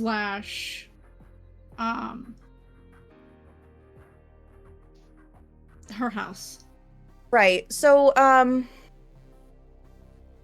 I would say this is probably a little bit like almost kind of midway. I know that's kind of like a cop out, but like it is basically kind of like you're not like significantly closer to her house or the hideout. It almost kind of seems like it is like a nondescript part of the walk kind of thing, like that part that's just the in between of like it's not suburbia anymore, but it's also, you know what I mean? It's like when you're driving and someone asks you where are you and there's literally nothing around you to like tell them like I'm on the road. Right. Exactly. You have reached that point where there's just like that expanse of like just trees where like there hasn't been any development and you're like, I don't know, like the tree that has the weird bark on it that looks like somebody like hacked at it and then it grew back over it. That's shot like that's split in half. Exactly. Like just one of those things where like probably no houses nearby to be able to like knock on the door and say, "Hey, did you see a girl lose a shoe?" Chip, where did you find that? Take me to the spot. He'll, you know, well actually, did we decide that Chip can talk with the collar now? You can talk with the collar now. Okay. So he will like he it's will, like basic like speech, but yes, yeah, I remember. I was, yeah. He will drop the shoe so that he can talk. Because, you know, it's harder to actually make words when you have something in your mouth. And says, "Follow me." And we'll start just booking it towards kind of just like into the kind of the brush in that area. I'll follow Chip. Okay. Yep, And then Joe. far by. Cool. So you get to a part of the woods that there's not really, again, anything of note. You know, it kind of just, it seems like maybe somebody like used this as a shortcut because it does seem like there's, you know, there's still signs of people walking through this part. But like when you get to the part where Chip kind of stops, it kind of seems like there's a lot of like leaves on the ground that could have gotten rustled and everything like that. So unless you guys want to like try to do some extra searching and tracking and stuff like that right now, just from the base look of it. Joe, why don't you go get Buck and I will look around just this area right here so you can bring him back and we can all look for it together. I mean, I'm not sure I'm comfortable with that. We're already missing one of us. I mean, it's the middle of the day. I should be fine. I've got Chip. Get Kit too. I'll be back. Okay. Don't go anywhere. I'll be here. Give her a quick kiss. Joe lets the fingertips like linger a little bit longer on her forearm before she lets them slide off. Oh. Then she And laughs then you- because she knows it would make Buck upset. Jealous. Oh my goodness. I don't think it would make Buck jealous. Upset at least. Or at least uncomfortable. So Wow. before you Fastest go, food. okay, I was gonna say, so we're gonna switch back over to Buck. So basically, the process of you going to meet up with Buck. Buck, you drove, so you got there a lot faster. You go to the hideout, and are you looking for anything in particular? Like, what are you kind of trying to do? Any signs from Crystal about where they'd be or gone to, or we're like, hey, I'm going here, but it's like hidden somewhere, or what they've been doing recently? Sure. Roll me a mind investigate. In my mind canon though, because he got that 6, like he rolls in with the e-brake and gets out looking like a movie star with putting on the sunglasses, just because no one's there to see it. Mm-hmm. The only time he'll ever do anything right. Let me just make sure I don't have anything to investigate. I don't, so it's straight up 3 roll, but that's 2 6s and a 2 again. I'm gonna keep using these dice to keep rolling 2 6s and a 2.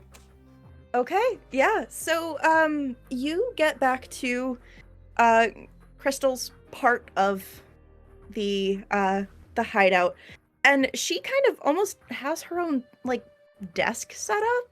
She kind of has her own, like, just, it seems like she does sometimes maybe live up to what Joe says and, like, live there, almost. And you kind of, you're kind of going through some of her stuff, and you're opening one of the drawers of, like, it seems like she kind of got, like, a cheap, like, nightstand or something from, like, maybe somebody had it on, like, the side of the street, like, said free, so she grabbed it to add there or something. And when you open the drawer, you see, like, a few small pieces of just, like, robot tech, like, just pieces of it that look like it was pulled apart. And it just doesn't, it doesn't look right. It looks like, again, like, malformed. It looks like, it basically looks like she grabbed a piece of something and took it apart and dissected it and was trying to look at something of what was going on inside. And underneath that, there's a notebook with a bunch of notes that, like, some of them on the top kind of look like they're just generic, like, school notes or something like that. But if you dig deeper, you see some that look more frantic. Like, really fast writing, scribbly. I mean, Buck will read into that. Okay. It looks like a lot of it is, like, these ramblings about, like, why is stuff changing so much? Why is stuff looking like this? Taking, like, analysis of, like, taking apart a thing and being like, this isn't what a computer should look like on the inside. Something's corrupted it. Something is inhabiting it. Something looks wrong. Something, like, just not actual cohesive thoughts, but just, like, she's looking at this thing that, she wasn't, like, the most techie person, but most people still know, like, this belongs in a computer and this doesn't, kind of thing. And I'm trying to remember. One sec. She does also have one thing that looks like it was printed out from her computer. And when you look at it, it looks like it's, like, a screenshot of some kind of a chat room or, like, an instant messenger system. I don't think AIM was a thing in 1993 yet, but, like, one of those, forum pages or something. And it looks like a conversation with somebody with the username _CloverCo224. And I should have had Taylor tell me what she thinks Crystal's AIM or, like, instant messenger username would be. It's the aliens. Yeah. Aliens are with the letter R, but, like, uppercase, real lowercase. And it is basically an exchange between this person _CloverCo224 and aliens are real. And some of the stuff you kind of glaze over because you're reading a lot of stuff in a frenzy, kind of having a lot of things to look through. But one of the last messages that you see says, "Don't trust Marco."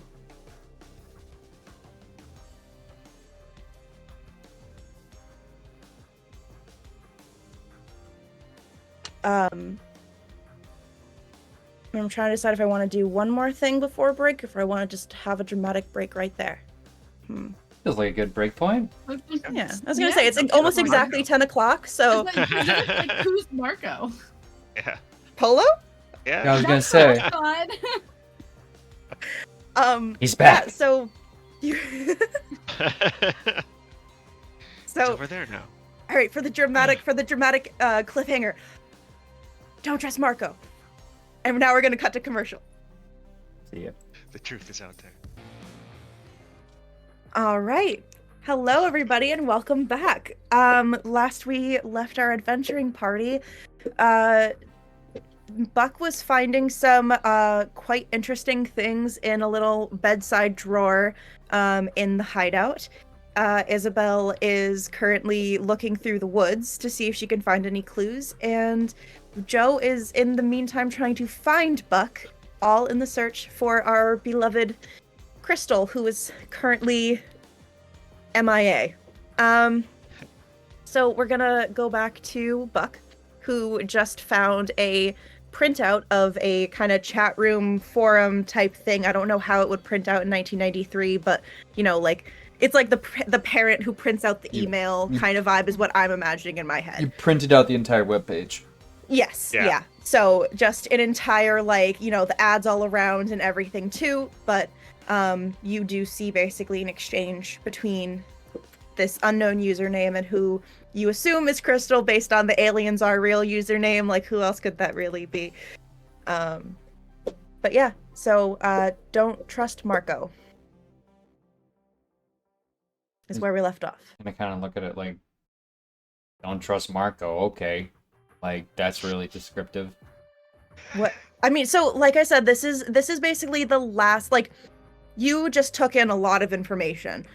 So you kind of, like, there is a conversation above that, but I'm just saying, like, because you took in a lot of information, I'd probably have you roll again to interpret the whole exchange, but, like, that final message from this unknown person saying, don't trust this person when you're looking for missing friends, is probably what would stick out to you. Mm-hmm.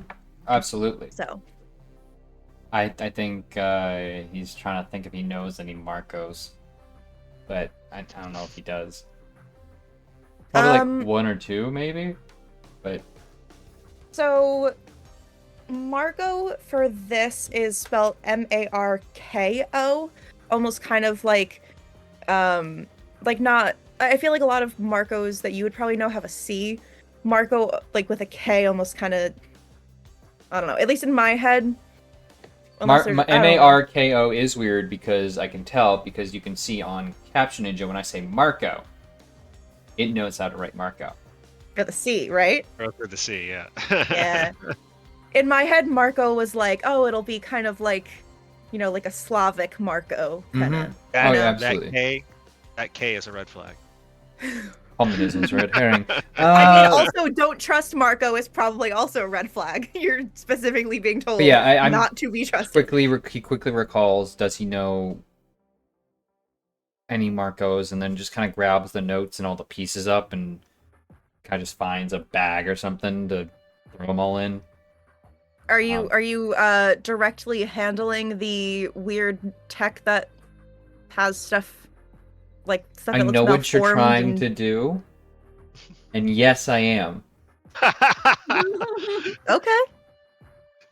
The most terrifying GM phrase. It feels absolutely disgusting, and you're expecting hard metal, but one of the parts where it looks kind of malformed, almost like it has a bulbous like curve to the outside of it. It kind of jiggles, like gives a little bit, and like almost feels like it's jiggly inside. As he grabs that part, he like drops it to the ground and goes and picks it back up and tucks it in the bag. And he's thankful it's not his book bag that he grabbed out of the hideout. Wait, what? Whose book bag did you grab? I don't know, I just grabbed the first one, so you know. Yikes! It's probably one of mine. Yikes! Okay, well, you're gonna have to clean that out before you put Chip back in there. Oh no, my chip bag is on me because I had Chip. Oh, I wasn't sure if you had multiple Chip bags. Wouldn't all your book bags just automatically fit Chip? Yeah, she always makes room for him. There we go. That's what I was thinking. I wasn't thinking it was your specific Chip bag. I figured you always got a bag that accommodate. She has a rotation of chip bags. Yeah, exactly. That's what I was thinking in my head. You know, Lay's, Doritos, Yeah. Pringles. Oh, Pringles don't come in a bag. Hmm. No. Munchos do. They're just as Munchos. Oh no, those bugles. Yeah. Bugles, yeah. Oh. Oh, the combo. Were the combos in 1993? Oh yeah, combos are from the Good, 80s. good. Okay, cool. Yeah. So you're in the process of putting everything into your bag. Like I said, there's like some of the machine parts don't feel totally like they should. Some of them almost feel a little wet. I wasn't actually trying to do anything like, oh, you're cursed now, but you know, it's a little gross. Mm-hmm. You're not Pleasant, cursed, but yeah. you're gonna have trouble falling asleep for a few nights. You might have a condition now. You might be a little uneasy. But yeah. So, what's the plan? You just shoved a bunch of things in a bag, and I'm gonna go show this to the brainy people. cool. So you come out of the hideout, and you like take a few steps out. And the funny thing is that you do actually pretty quickly analyze that there are two people kind of nearby you. One of them is Joe, and Joe looks like they're kind of moving towards you at a pretty fast pace, trying to like get back to Isabel as quickly as possible. Extra wide pant lace going whoosh whoosh whoosh whoosh. Yep. You can literally hear them coming. It's like those one. I know this isn't the actual material that they're made of, but that just reminded me of those pants, like the nylon ones that had like the zipper at the knee that just like you tried to walk to have them squish yeah. together. Mhm. But yeah, so you see Joe, but then also kind of just like taking a surveillance of like your like the entire just little area around you. You do also just see a random guy you've never seen before. He looks a little lost, like he's kind of looking for something. But he doesn't really notice you. So, up to you what you want to do with that Joe information. knows the hideout. I don't know who this dude is. I'm gonna kind of like, having been told don't trust Marco, and also having some rando in a chat being associated with my friend's disappearance. I remember the talks from the teachers in schools. Don't trust strangers. And he's gonna like push himself up against behind a piece of metal as Joe continues to run in, and just try and like look at this guy with as little exposure as possible. Okay. Do you want to roll me a body sneak to make sure you don't get noticed by this guy? Sure, sounds good. Oopsie daisies. I mean, that's a lot of dice I have to roll anyway. So 1, 2, 3, 4, 5, okay 6. then. I have a lot of body.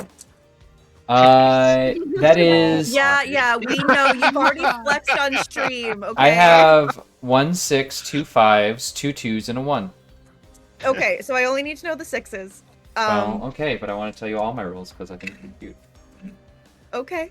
Well, so yeah, you have a 6, which is good. You successfully, kind of like scoot away from where this guy would probably potentially just accidentally happen across you. Are you doing anything to kind of let Joe know to also be kind of sneaky, or is Joe just walking at you full speed in the middle of a field of airplanes? Yeah, power walking. If Joe can, if I can position myself in a way that I can see, Joe can see me, but the other guy can't see me, I'll like motion for Joe to like hurry over, but like also munch and like get low, and not in the to the windows way. Okay. Sure. So how about now you can roll a Heart connect heart. contact. No, not contact. The ability to know the right person. Maybe I'll do a lead to kind of try to convey to Joe what you want to convey to them through discrete motions. You fell for it. Heart lead is one of my best stats. I know. It's all those team sports. It is. So I have 2 6s. Okay. So Joe, you are approaching the hideout. Like we said, this is a whole graveyard of kind of like planes, but you guys have chosen one specific one. So you kind of already have your mindset of like you're going towards this one. So you're walking in the direction of it, and all of a sudden you see Buck doing like these very discreet motions of like hide, whatever, like however he's trying to convey it to you, but you get the message of like get down, get whatever that is. Whatever that is, just do exactly that. Yeah, so I immediately make myself as small as possible. I hike up my extra wide pant legs so they make less noise. Sure. How about also giving me a body sneak, just to try to safely get to the airplane.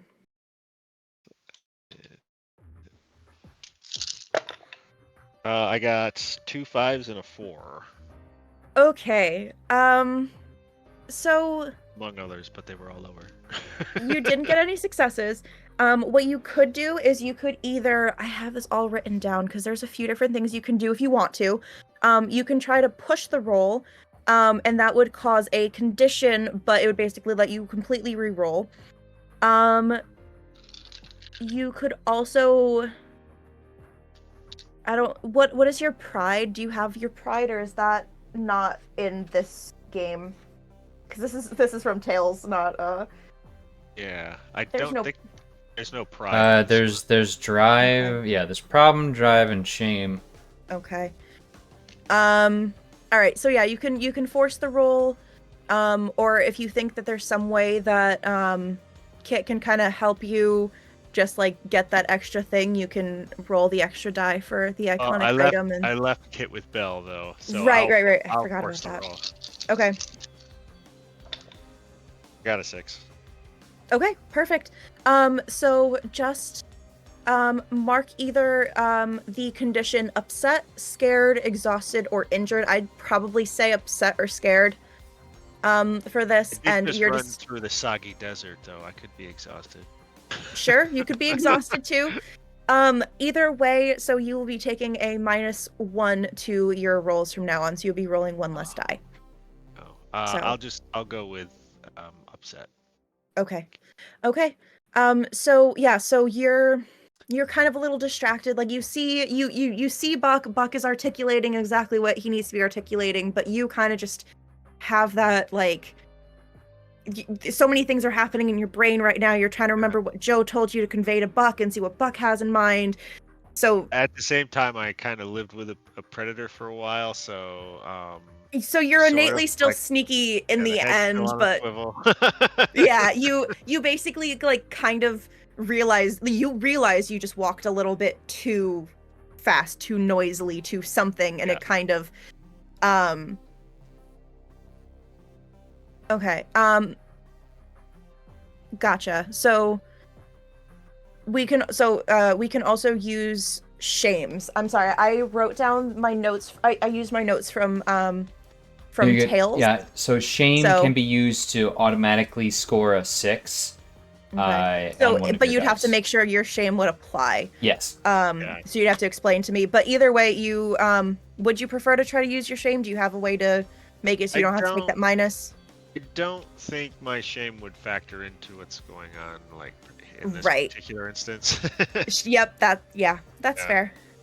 I mean, unless you kind of want to flavor it as like it's weird because, you know, you don't feel bad, like you don't really care that you don't really know where your mom is, but you still Yes. do kind of care that Crystal is missing, so you kind of want to have that extra, you know, like careful, you want to be careful in this setting because this is something that you do care about. Yeah.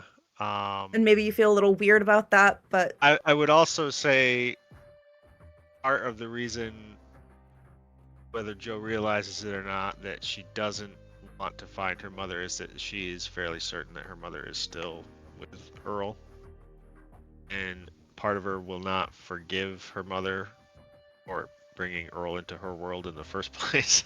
sure. Okay. But so with him, with Buck gesturing like there's danger, like there's something to watch out for, that brings Joe back into the place where she was 6 months and 6 years ago, like constantly like walking on eggshells, trying not to be seen, trying not to be noticed, and also reinforcing in her mind that there are a very small group of people that she loves, and one of them is probably in danger.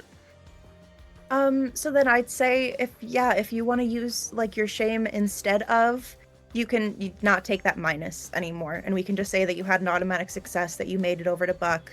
You're trying not to compromise whatever you already do know about Crystal, so you can take away that condition if you want. Okay, we'll do that. Cool. Yeah, so you get over to Buck, and the two of you now are in a field full of airplanes, and there's just this random man. Do you try to leave? Do you try to hide? What's the plan? I would make my way up to Buck, like where because Buck's got himself like sequestered away. I would try to get close to some junk that's within a whispering earshot of him, just to find out. Because I don't think I've seen this person yet. I've just seen Buck, right? Yeah. So I'm gonna try to get in closer to Buck to see what the deal is. Sure. Weirdo just showed up out here. Don't know what's going on. They look like. I don't know. Old? How old? Like old. I don't know. And look, how old is? Do I get any better idea what this guy looks like? In his 30s. Looks Old, really old. fucking- Yeah, like old. Yeah. Hi, everybody. Just this old 80-year-old man. Reminder. We are basically 15 and 14-year-olds in the bodies of adults. Yeah. Borderline adults. I'm only 20. You can be drafted. Yeah. But I can't buy beer. There you go. But yeah, no, Buck's gonna look out and like, maybe we go out and just like, ask what he's doing. I can go out and ask what he's doing here, and you can sneak around. Maybe I ask and you get behind him in case. Does that make more sense? Well, how good are you at talking to creeps? Been doing it my whole life. Perfect, then you go do it. Again, you said that, I was just like, ooh, I don't like the answer.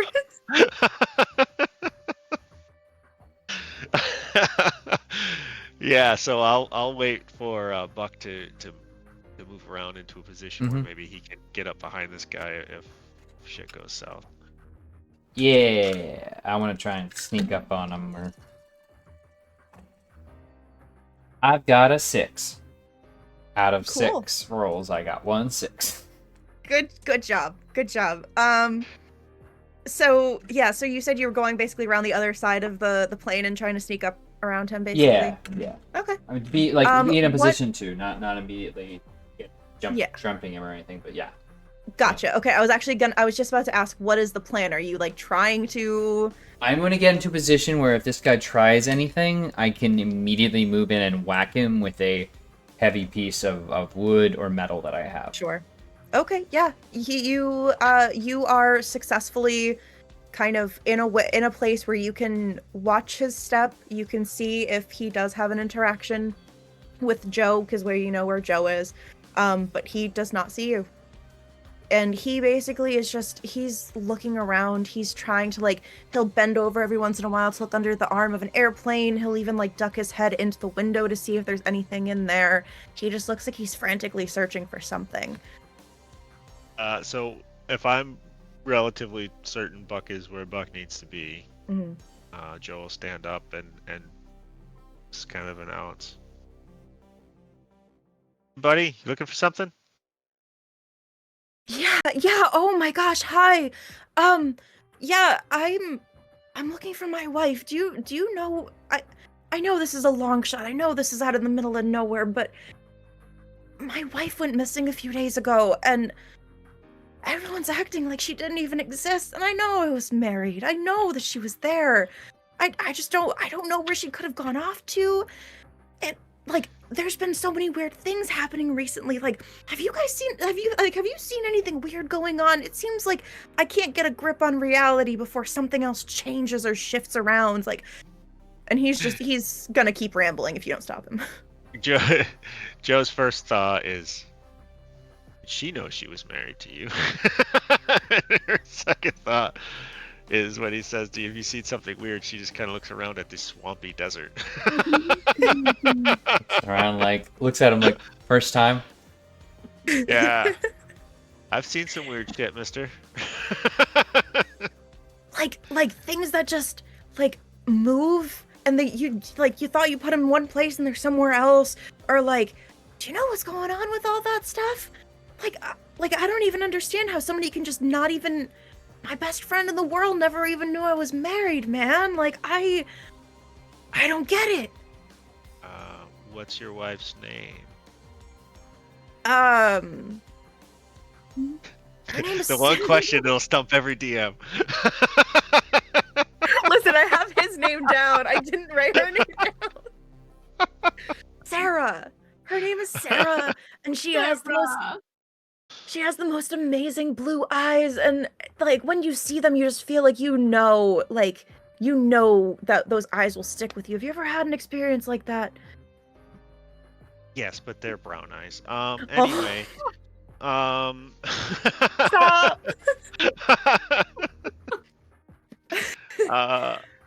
When did you last see your wife? And where? 5 days ago, and then all of a sudden it's like nobody knew she existed. Nobody knew I was married to her. I'm losing hope and figure like that's why I'm out in the middle of nowhere. Why are you out here, by the way? Scrapping.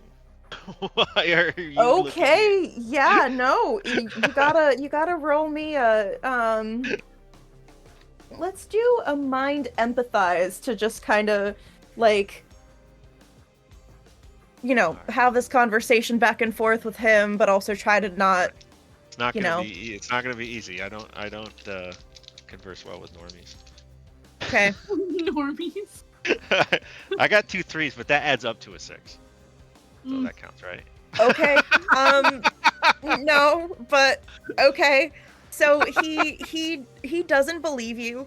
But he's kind of really frantic at this point that he kind of doesn't care. But he doesn't trust you.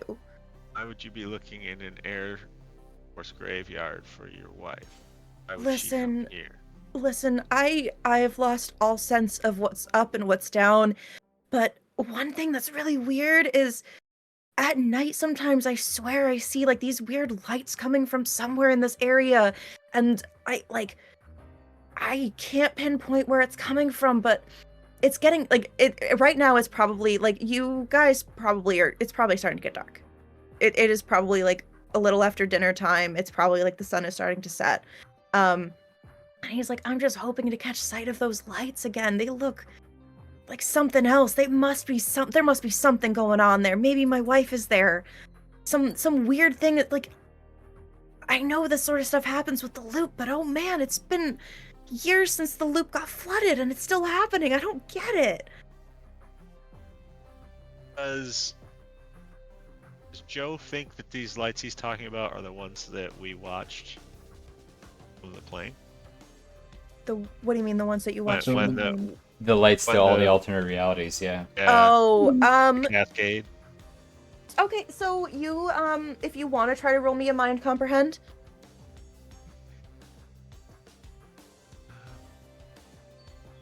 Where is also not my thing. 3. Sorry. Okay, all right. My girlfriend is smart. I build shit. So you sit there and you say like, oh, the stuff coming from the sky, and he just like looks at you like, what are you talking about? It comes from the ground. It looks like there's like something in the woods over there that's just creating these like, it's like they're doing some crazy science experiment in the woods in the middle of the night. I don't know, man. But like, I just want to see if I can figure out where it is, because I feel like I always see it from my window and I can never get close enough before it stops again. Woods that we found the sneaker? Yeah. He's pointing to? Yeah. But like deeper, like the where he's gesturing, you think it's probably further out than like you guys were kind of close to trails still. He's kind of gesturing to the part that you probably wouldn't be walking through that might not really be like just people casually cut through kind of thing. Okay. Well, I can't stick around and talk all day. But if you're coming from the woods, you should probably check the woods. What's your name anyway? Why do you ask? You have a lot of questions. Well, you're the one asking all the questions. I'm introducing myself. It's polite. Asking where my wife is, like I'm not trying to make pleasant conversation. Yeah, my name's Eric, and he's kind of getting a little worked up right now. Because again, like you're not really giving him any answers, so Look, I haven't he's seen getting a little anyone- agitated. I haven't seen any women around here, whether their name's Sarah or not. I come here quite frequently. Like I said, I scrap metal. She flexes. He doesn't Points- believe you when you say Points to the coveralls. he almost kind of seems like he's getting agitated right now, and because he knows that you're like you're hiding your true intentions of why you're here, all of a sudden he kind of gets a little sketched out about like, are you hiding other things too? And he seems just very like he seems agitated. Like he seems like he's gonna just start rambling and ranting and kind of has like these like helpless eyes. Buck, what are you kind of looking for like to jump in? Or are you kind of just letting this all happen and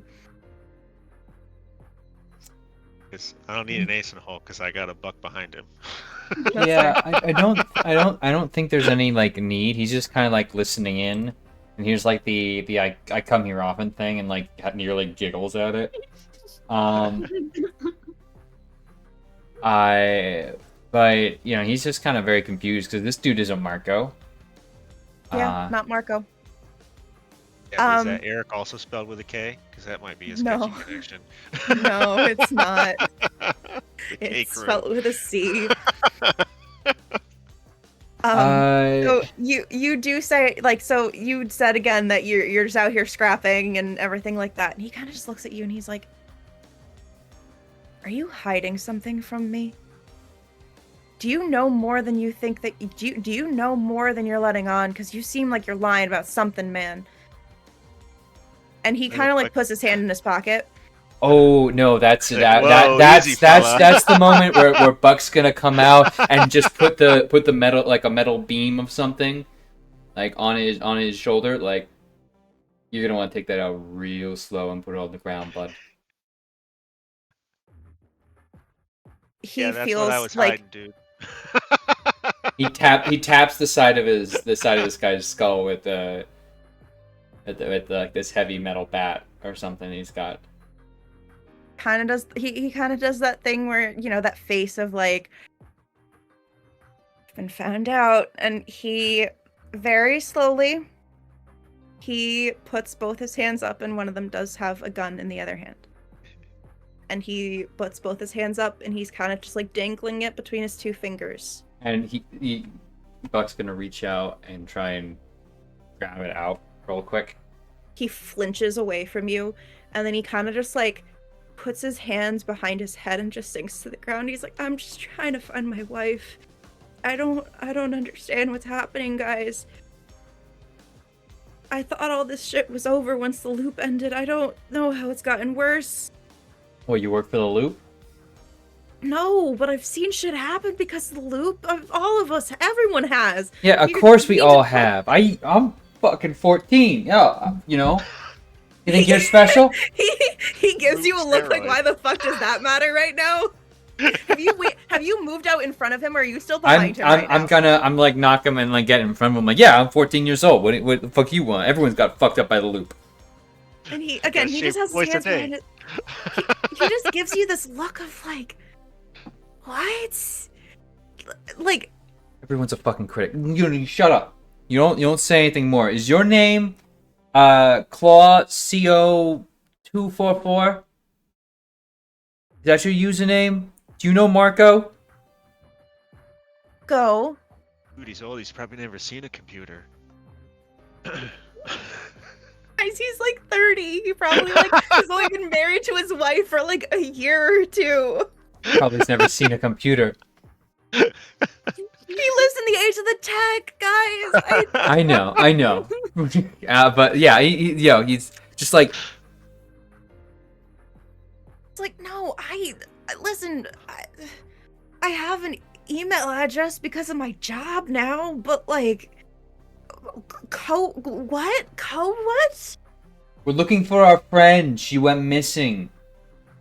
I'm looking for my wife. She went missing too. What? Why are we So fighting here? You're not, because you had a gun in your pocket and you were gonna point it at my friend. Your friend was lying to me. Friend's not lying. This is our spot. Now you can clear out. I don't like the vibe. Something seemed like there was lies mixed in. Lies? The only lie is gonna be that we're gonna have to tell the police you pulled a gun on us. Can After you I roll conk your a mind empathize right now? Sure. I'm gonna give him a help, just in case, and I'm gonna help by saying, "Look, you're a stranger in our space. I wanted to feel you out before I told you anything."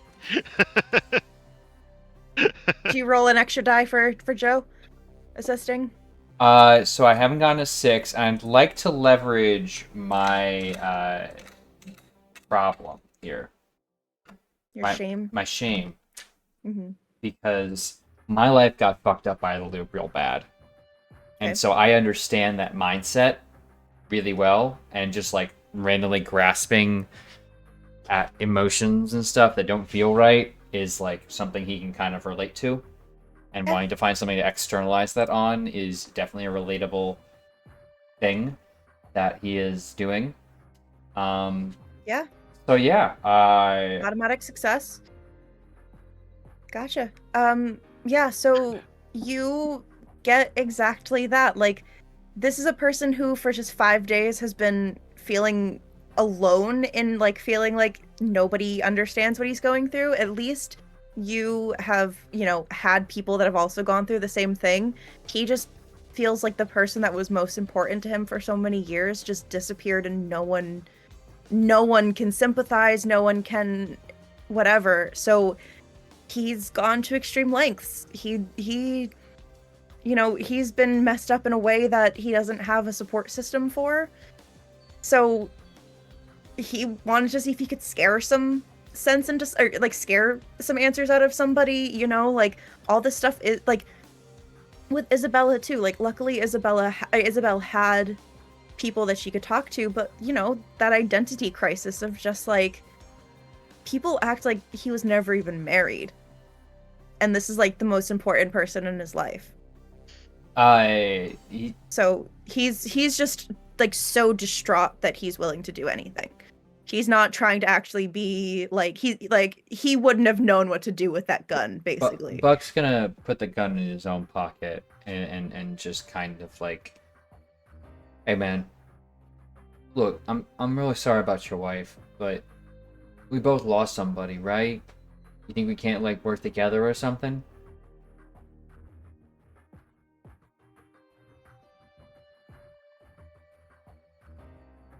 But like, and he'll kind of look back to Joe and be like, so you weren't lying about not knowing where she, like, it seemed like you were lying about something, but unless your wife's name is Crystal, and even then we still don't know where your wife's wife She's only is. 15, and that'd be really inappropriate, mister. So it's not the case. Not the case. No child marriages here. Sarah. Like, where'd you last see her? Did you know where she goes? Her kayak might have sank. Really happened to be You're once. not there. You're not there.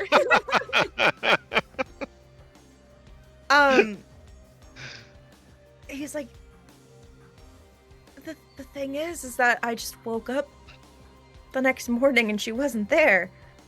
It's not like unless she woke up like without a sound and walked away. But then that Did doesn't explain why nobody even remembers me being married to her. Did anything unusual happen like the night or the day before? Anything that stood out? Not that I can think of. Like, are you asking if there was marriage troubles? Because that's not the case. No, like, what was she No. working on? What was she doing in her day-to-day life? Come on, Something dude. more loopy. It's like your first time dealing with a problem from a loop. Listen, there's literally in the book there's literally a thing called going loopy because it's like, Yeah. oh, the Louvre going loop hat. Anyway. We we went to the grocery store. Everything was normal there. You know, we I think we drove past one of those funky robots, but like that I don't know how that could have done anything. They're always harmless. Did you No, interact we with the robot? drove past it in our car. It looked like it was just kind of messing around with, I don't know, it was just malfunctioning or something, but I don't think it did anything because that was like earlier in the day. We didn't see it after that. Like I said, I really think, and he's gonna gesture in the area, and like since it's starting to get darker, like the lights haven't been like, the lights aren't like clear enough to be able to be seen, but like he's pointing pretty assuredly, like it's something over there. I figured, I'll look through here first because I've never even seen this. Maybe something, like maybe it's a whole compound or who knows. I wasn't sure, but it's something over. It's got to do like with the lights or something. What do you think, Buck? You got to get back to Isabel. We take this guy with? Do we send him on his way? Let's bring him with just so we can point us to where we need to go. If you guys are going, I'm going with you. Okay, well, yeah, Come I guess, on. like, screw us. We're not gonna actually get a vote in this. Are you guys trying to talk quietly and like go separate away from him to talk about this stuff? No, Joe will just get up like real close to him and sort of whisper in his ear, like, "You drive, get the gun. I'll sit in the back seat." He sits up front with you. Good, so I got the gun, and you see he's like stretching that pocket out to like he's almost uncomfortable just having an actual weapon. It's just kind of like sitting in his pocket. Yeah, because I got that. Okay. All right, so we gotta find our friend. Let's go. We're gonna go. Yeah, we're gonna go meet our friend, and then we'll go wherever you last saw that robot thing, the lights and all that. I'm gonna have one of you roll a charm roll just to make sure that he feels comfortable getting in a car with both of you. One of you having he brought his the gun into this. He brought the Yes, gun. but he doesn't have the gun anymore. I have 5 heart, but nothing in charm. Yeah, you go for it. I am not charming. Okay. I do not know why Isabel even likes me. I got 2 6s. Okay. Maybe because you're one of the few people that knows she exists. You saying she's looking to trade up? It's only been 6 months. I doubt it. She still thinks she's 14. Oh.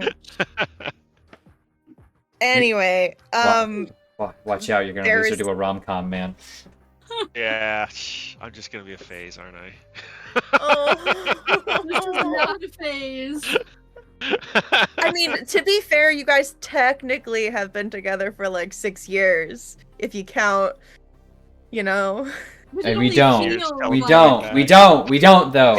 We're walking this man to a car because we don't. All right. Yeah. It'll take a little bit of talking him down of like, okay, I'm gonna be in a car with these 2 strangers that I just met, and one of them now has my gun. Great, cool. But he is desperate, so he eventually will get in the car with you guys. Yeah, it's like, look, man, you can find Sarah on your own or with us. Like, strength in numbers, teamwork, and all Yeah. that. We're keeping the gun.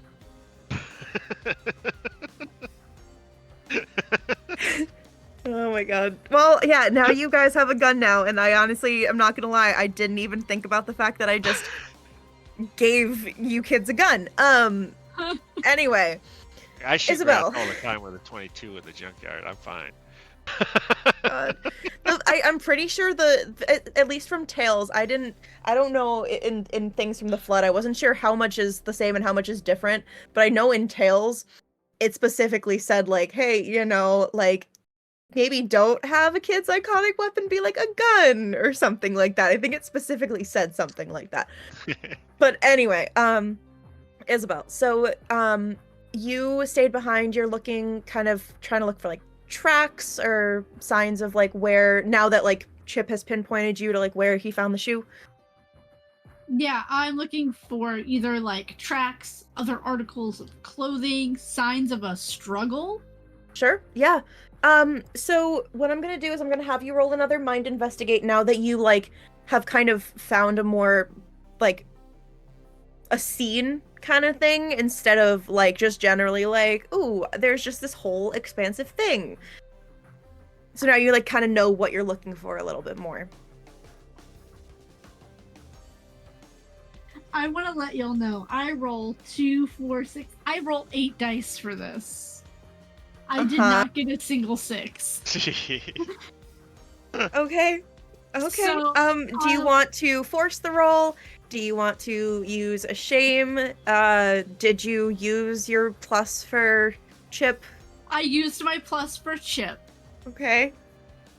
Do you want to push it? Do you have a shame that you think? I do have a shame, but I don't think What's it'll your work shame? here. Let me see. My shame is not recognizing the body that I'm in. I don't think Right. that'll work. So Right, I'm okay. gonna push it. You said it's starting to get dark, right? Yeah. I'm gonna push it. Okay. Yeah, it's probably like sunset where like the sky is starting to turn like that like purpley blue, but like not actually black with stars out just yet. I rolled a 6. Okay. I am going to I'm gonna mark scared. Just because it's starting to get dark and she's alone. But I did Okay. get a 6. You have Perfect. Chip and Kit. You're not alone. Aww. But no one that has a gun like Buck does, Right. apparently, you know. What do you have? Yeah. A gun! No! Is that a gun in your pocket? Yes. Or you just oh. The rest of the joke's gone now. Okay. Right. So Isabel, you start looking around. You kind of know the general area to pinpoint. And you know how kind of in, like once you kind of get to like unmanaged parts of like a trail or something, there's a lot of like underbrush and just like leaves and like dead leaves and stuff like that. You kind of have to like move some stuff around a little bit just to see like, okay, like leaves could have brushed over something, but like, is there footprints in the sand or is there any kind of that sort of thing? Because, it's potentially been a few hours since Crystal went missing. You don't know exactly when. But you're kind of like brushing stuff, like moving stuff around a little bit because you don't see anything initially. Like there's no like just clear signs of like, yes, there is blood here and there is this there. But like you do kind of, start to notice a pattern that looks like somebody must have been moving through here and must have been carrying something behind them, kind of dragging them a little bit. So, and you can kind of like start to gauge a like direction that you think they went into, and you obviously don't know this yet, but it is going to kind of coincide with things you're going to be hearing about in a second. But yeah, you like see it kind of go like deeper out into the woods. Okay. Yeah, I think seeing that and knowing that she kind of has to stay where she is until Joe gets back with Buck, that would definitely make her scared. Okay. 100%. Yeah, okay. That works. Yeah, so you kind of, you took some time, you really tried to make sure you figured out an exact path of like where you think general direction wise, and you kind of exhausted the area that that Chip showed you where he found the shoe. So you're not waiting for like a super long time before you kind of hear a car that sounds like someone might have just hit the curb again. Clear indicator that you think you know who it is. Knocked it out of gear, Buck. Shut the fuck up.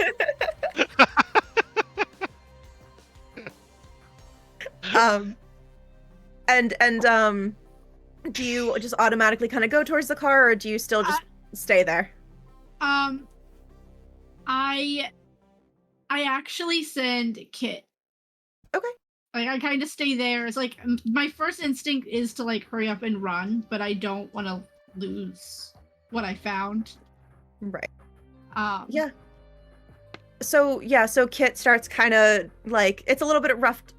Is Kit on wheels, or is Kit like actually walking? He's on wheels. He's got 2 forward-facing drive wheels and 1 in the back that stabilizes. Okay, so yeah, it's a little rocky terrain, so he's off-roading a little bit, but eventually, Joe, you will start seeing Kit start kind of coming out of the woods towards you. Where is she, Kit? Take us to her. She's not stuck in a well, is she? No, this is Kit, not Lassie. I should have sent my dog. It's fine. Kit will turn Joe around. says light up, and Kit's eyeballs like turn into like Nice. lamps. Nice. What's okay. that, R2? Wow! You okay back there, R2? Wow! He does speak with a C and say that I retrofitted.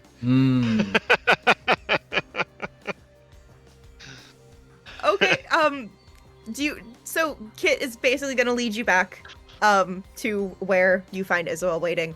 If there's any little flair pieces you want to like add of like what you think they would do when they're leading you back, but for the most part, just Kit just bombs around down the trail and with the headlights, and when the headlights fall on Isabel, Joe's just gonna run over and scoop her up. Okay. and what are you guys doing about Eric? Eric's walking with me, yeah. Okay. I was gonna say, but okay. I got this like metal piece of metal that I have like hanging on my shoulder with a grip on it that I've just been walking around with Eric. Also the gun in my pocket. Like a piston from one of the planes or something. Yeah, it's a plane piston with some grip applied to the bottom because I got the cross tape grip on it. Oh, missed that hold. It's the securest thing in the world. But like, yeah, just walking with him as leave the two of them have a quick moment. But hey, found the guy. A guy? Yeah, it's not Crystal, but like bonus points. He's looking for somebody too. Oh. Well, there are drag marks going in that direction. I point deeper into the woods. You'll see Eric kind of like give a reconfiguring is the word I'm looking for. Like kind of reconfiguring like where he is in the woods, and he's like, I think that's the same direction as the lights. The lights?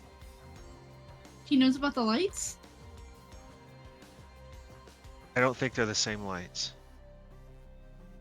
Lights that come from the ground, but it looks like some mad scientist doing experiments or something.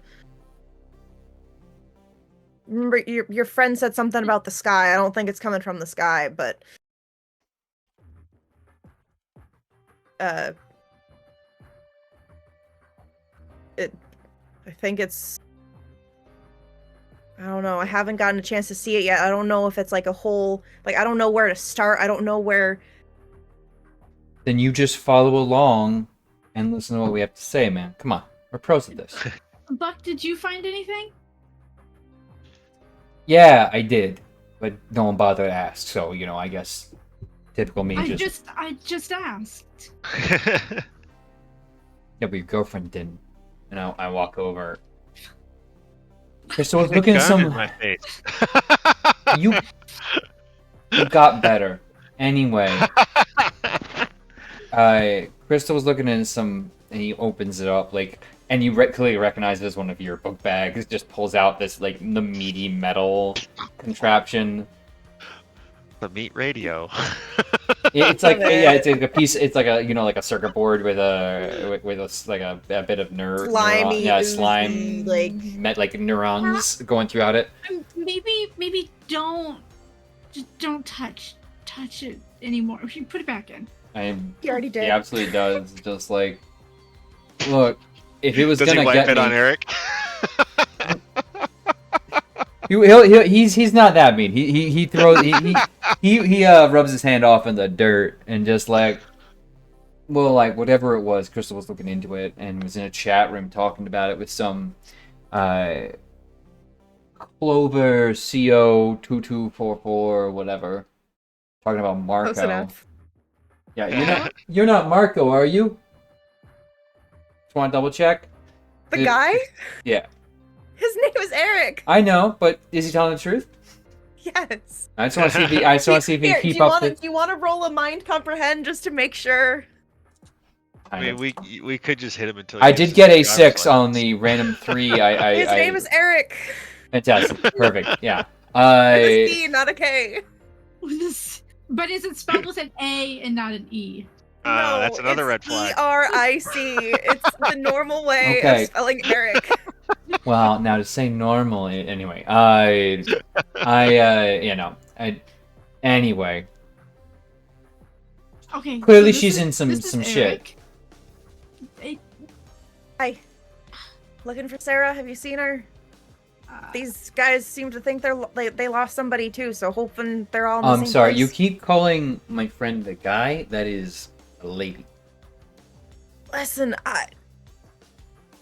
Check your Sorry, pronouns, or you're calling a dentist. I don't associate the term with any specific. It's guys. It's Joe like, takes a long look at Buck y'all and says, guys. "Thank you, If you want to Sorry, if you want y'all. to say y'all, then say y'all. Otherwise, you will be picking up all your teeth.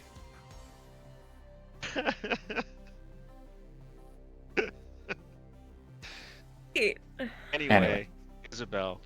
I don't know how I He got says this situation that no taken one away from remembers me. his wife. It's kind of like your house. what? Unmade Sorry, I didn't hear- itself. It's like Eric says that no one remembers him having a wife. It's kind of like your house, and your house like unmade itself. I assume we've talked about this in the last 6 months. No, it's never come up. Yeah. Why can't we go to your? Why do you always bring me to this new house? Why can't we go to your old house?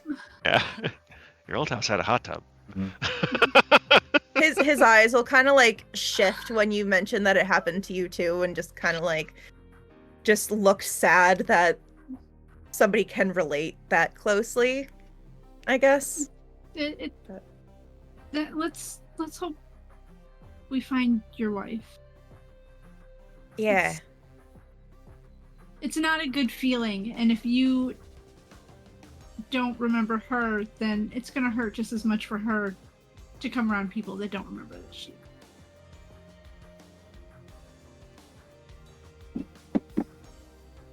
Keeping her memory alive, even if nobody else is.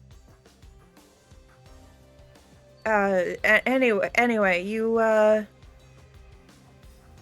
we Yeah, this way. going? Yeah, the drag marks went this way. Okay. Does anyone else want to look at anything that Buck presented before you guys start walking to, or are you just kind of putting it Yeah, back? I think we would read through the whole. Yeah, Sure. I have it open with the notes, kind of like I just wipe don't off want the to meat touch it. juice, and Buck will touch anything you want to look at. Buck will be my hands. By the runner end of and it, a we're gonna hunter. find out that Buck just accidentally accumulated an entire scar from like touching it so many times. He's got This the eye mysterious bands. goo.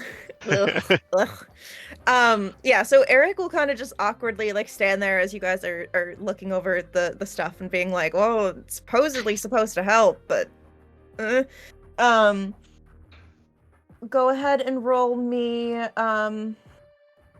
did I have you roll mind comprehend or mind investigate? Mine I was- investigate, but oh yeah, go for it. Sorry.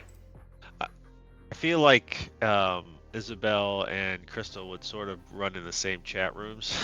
Mm-hmm. So I was Yeah. wondering if maybe it was a username that you'd encountered before. Or if you're looking at the body stuff, maybe it could be a tech roll instead of a mind roll.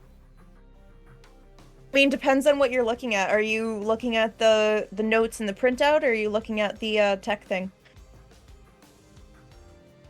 I'm good with mind and tech. Do you want to I'm give me pretty 2 good rolls? with- I'm pretty good with tech. Okay. So like Tinker, would that work? Yeah. Yeah. Tech, Tinker. Both of you want to give me 1 roll then? 1 mind comprehend, 1 tech tinker. And is it all right if I use Kit to help me look at it? Yeah. I mean, and also like, it'll be kind of like double so because Kit is also your light source right now. Yeah. So. I get a lot of dice for this one. I'll roll it again just in case. But...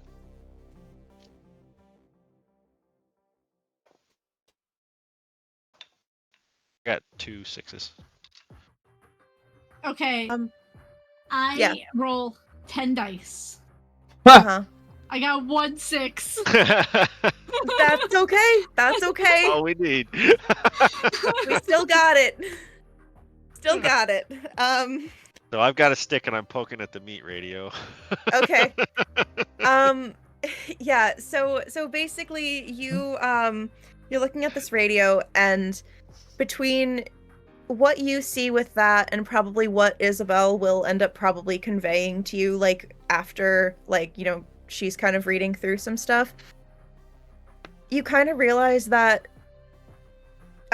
Crystal has, like, a whole theory about, like, what's going on. She thinks that, like, this, like, the parts of the parts of the machinery that, like, don't look like machinery, that almost look biological, she has this theory that it's somehow related to the aliens. And you know, it's the ramblings of Crystal. You're almost kind of like okay, yeah, aliens, But okay, at the same fine. time, she wasn't wrong. But right, so you have all now seen the aliens. You know that a portal between where the aliens were and where you are was opened at one time or another. You don't know if something happened during the time when you were gone. So she's basically saying that she thinks that the portal allowed access for aliens to also come here, and that there's a type of, like, parasite or something the aliens did that, like, took over how the robots were working. So, And again, like, it's a lot of ramblings, but you rolled a 2 on the success. So you're like, you're going through all these, like, you're looking at this tech, you're seeing the weird, like, oozy biological stuff and, like, the notes and everything, and you and I stand up and say, Buck, wash your freaking hands. Right now. Yeah, Buck. I'm a joke. I probably have a water bottle on me. I can. Yeah. And Isabel, so you're looking at the chat room specifically. And you are going through kind of back and forth, and it's basically looks like a back and forth with somebody that seems to know a lot about, like, an experiment that's being conducted. And it's kind of like, it's almost like Crystal is almost hypothesizing with this person. And you're a little confused because you do know a Marco, or you vaguely kind of think you might know a Marco that might be this Marco, maybe? Mm-hmm. Because you know that your dad used to kind of work with 2 other main people at the Loop. You think their names were Marco, and you think the other guy's name was Samuel, but Samuel died when you guys were away on the moon. Like, graphically kind of, like, not just disappeared, but, like, definitely murdered. Definitely dead. Definitely murdered, dead, gone. Double plus Um, unbad. So it's not a 0 days since So- last incident situation. It's Yeah, Skullduggery. yes. Um, So basically, what you're gleaning from the tech conversation that's really confusing you the most is this person that's responding to Crystal seems to almost like know so much about like the dealings that they were all doing together that like you're like it must have been somebody that your dad worked with. But there was those two main guys, one of them is dead and one of them is the person that they're being warned against. But she's not gonna say it out loud. One of her first thoughts is, well, one, why is a grown-ass man talking to a 15-year-old in a chat room? Right? Why don't you have a seat? Why don't you have a seat over here? And the second one is that just tiny voice that's been in the back of her head since coming back of it could be her dad, because now she does not see her dad in a positive light anymore. okay. I no, not really no, but my dad worked with a Marco, and the other guy that he worked with was murdered. Do you want to go ahead and roll me maybe a mind empathize to kind of see if you think that your dad would have been talking to somebody online about this stuff? I'm talking to somebody online. Well, okay, but so keep in mind that your dad, for the longest time, didn't really think he did anything wrong. Yes. You know? 1-6. 1-6. Okay. So you kind of like generally have this gut feeling of like you don't think it's your dad because your dad was kind of the person who was the main, like he was like, you know, he did so much work and dedicated his work, and like one of the things he really worked hard on was that portal, and he was very proud of it. Even knowing now like what it has done to all of you, he still kind of seems like he's proud of it. He doesn't seem like he's like trying to theorize about it with people on the internet. Yeah. So you're kind of confused, but for some reason you're wondering, like, is it possible that somehow Crystal was talking to somebody who's no longer around? But no, that can't be right? And like just that kind of, No, that can't be right. yeah. But I don't you want... go ahead. Oh, I don't want Crystal to have the same fate as Samuel. If Marco did get a hold of her, and these are drag marks, and she lost a shoe. So I'm really scared, and I'm really worried. And it's getting dark. And I will say that the darker it gets, if like once you guys start moving towards it, you will probably start to see the light more. Right now there are a decent amount of trees. But like I'm assuming, do all of you start moving eventually, like after you've kind of found what you think you want to find?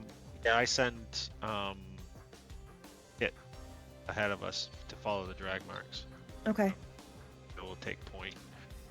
After a quick conference with Buck, I feel like Joe feels like Buck should be in the last position with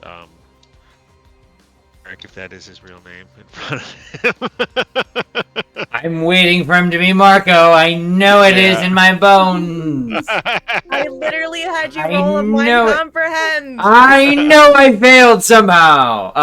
Anyway, I needed 3 6s. I mean, Ah! no, but This was the hardest. This was the hardest roll of them all today. no, but I'm down to walk with Eric. Yeah. All right. Okay. Yeah. So all of you start marking. So is it Kit up ahead, and then Joe and Isabella, are the two of you like walking evenly, or is like one of you behind the other? It doesn't super matter, I feel like but Joe would be a little bit in front and kind of holding Isabella's hand and doing like sort of the drag. The like, yeah, like the like I'm walking with you, but you're still walking behind me. Yeah. Yeah. Well, that's good because then Joe can like move something out of the way for you or something if there's like a low hanging Isabel's branch or definitely not something. gonna pass up the chance to be able to just watch. Be behind. Yeah. Okay. All right. Well. I don't want to sound full of myself, but my back muscles are fabulous. I've been lifting a lot of scrap. Okay. Okay, yeah, so you, with Kit leading the way, all of you have an illuminated path to, walk and follow, these drag marks through the trees, and eventually those weird lights that Eric kept mentioning, you kind of start to see them through the trees. There's like that weird kind of glowy, just abnormal, it kind of looks like a fuzzy light instead of just like a direct, like overhead like light from a house or something like that. And you do eventually get into a clearing where there is like a very surprisingly high-tech looking facility of sorts. Like, doesn't look like a house, it doesn't look like you don't really know what else would be out here, honestly. Like, you walked through the woods for a while. What do you all want to do? It looks kind of like an industrial shed kind of thing. Very much so. It looks like one of those, like, very angular, like, concrete-looking, like, new age buildings that has, like, the weird, like, long windows that, like, wrap around. Like, the brutalism, like, architecture of, like, the 90s sort of thing. Yeah. Like, Oh, good word. What they thought was future. Thank you. I have a few of them. That's all the words. Anyway, I am the GM. I have all the words. Yeah. Let's go break into this thing. Sure. Just look Yeah. familiar to you, Eric. No, Seen I anything haven't. like this? I haven't seen it, but these lights look on par. The lights, they just look like lights, don't they? Just like. So basically, like, from where you guys are standing, you can't really tell, but like if you guys were if all of you were like standing from a distance and like we're looking into the tree line from like the field or something like that, it would kind of look like weird that it's coming up from the tree line. So it's something you can notice from a distance, but like right now, you're still looking through trees. So it's something, he wasn't lying. He saw it from a distance. Being this close, we think that it's just like standard illumination. It's not like coming from a lamppost or something. Does feel like it feels brighter than it should. It's nighttime and it seems like it just, I don't know. There's something about it that just, it seems like it's just like emanating its own light on top of just like having lights on inside kind of thing, if that makes sense. It's luminescent itself. Right. But like, okay. I get it, like it has an aura kind of thing. I don't know. You look at the building, it's not like it's like reflecting any light, but it just still seems like it's brighter than it should be. Like there's some weird field around it, or like a glow in the dark building. Maybe. I mean, there are a lot of lights on the moon. You think it's alien? Isn't it always aliens? Usually. Oh, that sounds like Crystal's here right now. But this seems like an awful lot of concrete for aliens. I mean, if aliens are on Yeah. Earth, then they gotta work with Earth supplies. Well, then let's go have. If it's aliens, let's go have a war of the worlds and get our friend back, right? We busted alien Yeah. heads before. We can bust alien heads again. Yeah. Let's do it. What's the plan? Just storm in the Can I- castle? I think we'll make it. Huh? Think we'd make it. I think Buck is to you. exceptionally sneaky. It'd so take a he can miracle. point. None of you picked me up. I just slam dunked my own line. How dare you? But yeah, no, Just pride. I got where you were going. I'm down. You got where I'm going. You refused to pick it up. Anyway, yeah, no, I'm down. I can sneak in. Maybe see if I recognize any security things, and he does a practice swing with the piece of his radiator, or not radiator. His radiator. A piston, I think. Piston, yeah, the piston. Big Lee Bash. Okay, yeah, Yeah. go Nice and ahead heavy. and roll what is it? A body sneak right after you just clearly swung a whatever you have in your hands around a bit. Radiator. It's a radiator. You have an entire radiator that you're just. Okay, comes down to the last dice here. It's a not success, even though I rolled 6 dice. Okay. You instantly get stopped with lasers and you die. Congratulations. I knew it! No, so you start trying to be no. sneaky, and you you're not sneaking well. You audibly hear some twigs snap underneath your feet. You're not happy with how sneaky you're being, and you just know it. But nothing happens. There's no cameras that automatically just tune in just to you specifically. There's no headlight that gets shown on you. Nothing really happens. And he's gonna reach halfway and realize he's doing a real shit job of anything, and just kind of motion for everyone to start following him. All right. Jill will head out. It's safe. She's gonna mumble under her breath, "Man, I wish I brought Rhodey."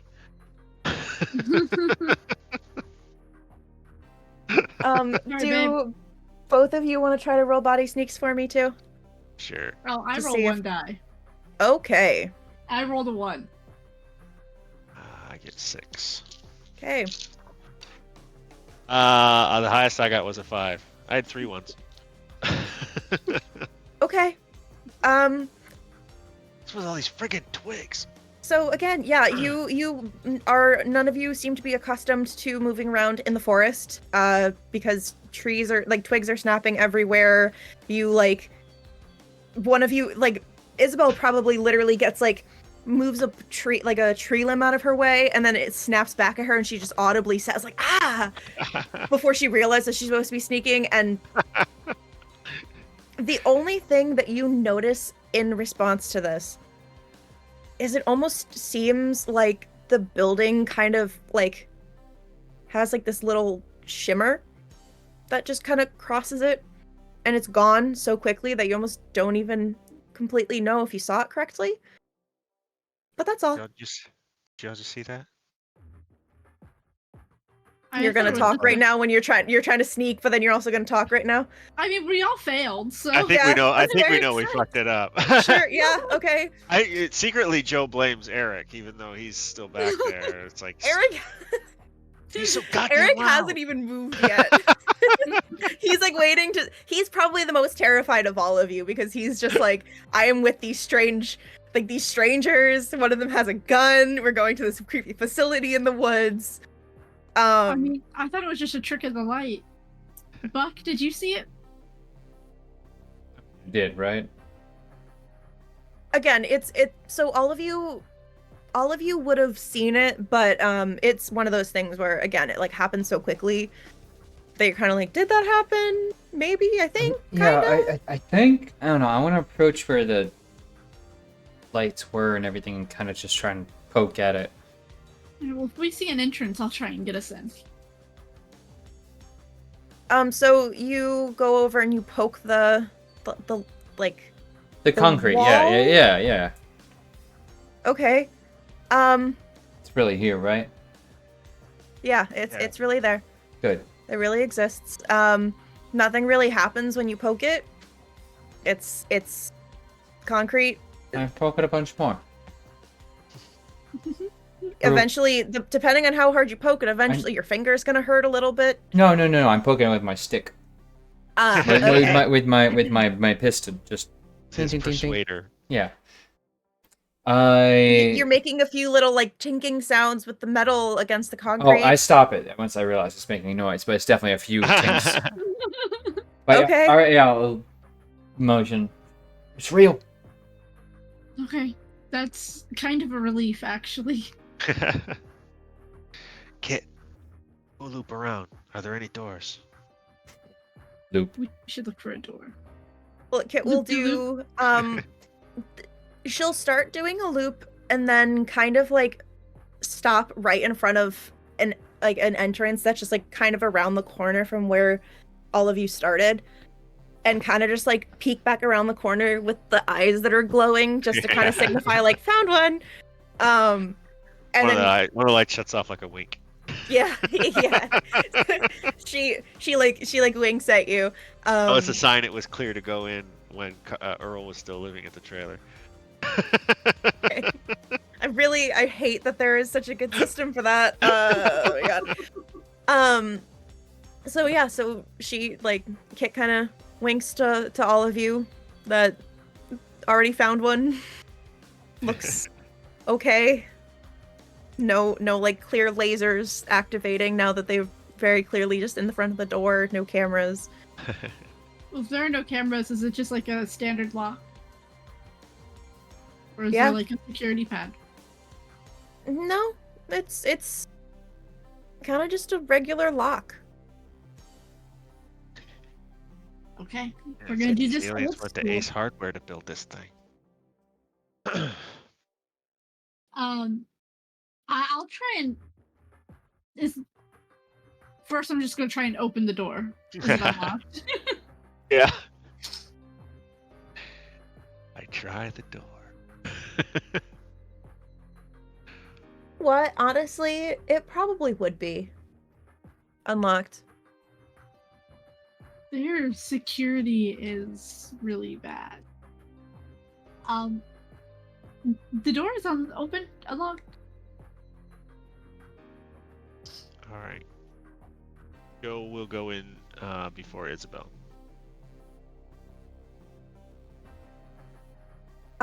Joe, do you kind of take a minute to look around, or are you like going in just to kind of like get in so that Isabel can squeeze past you afterwards?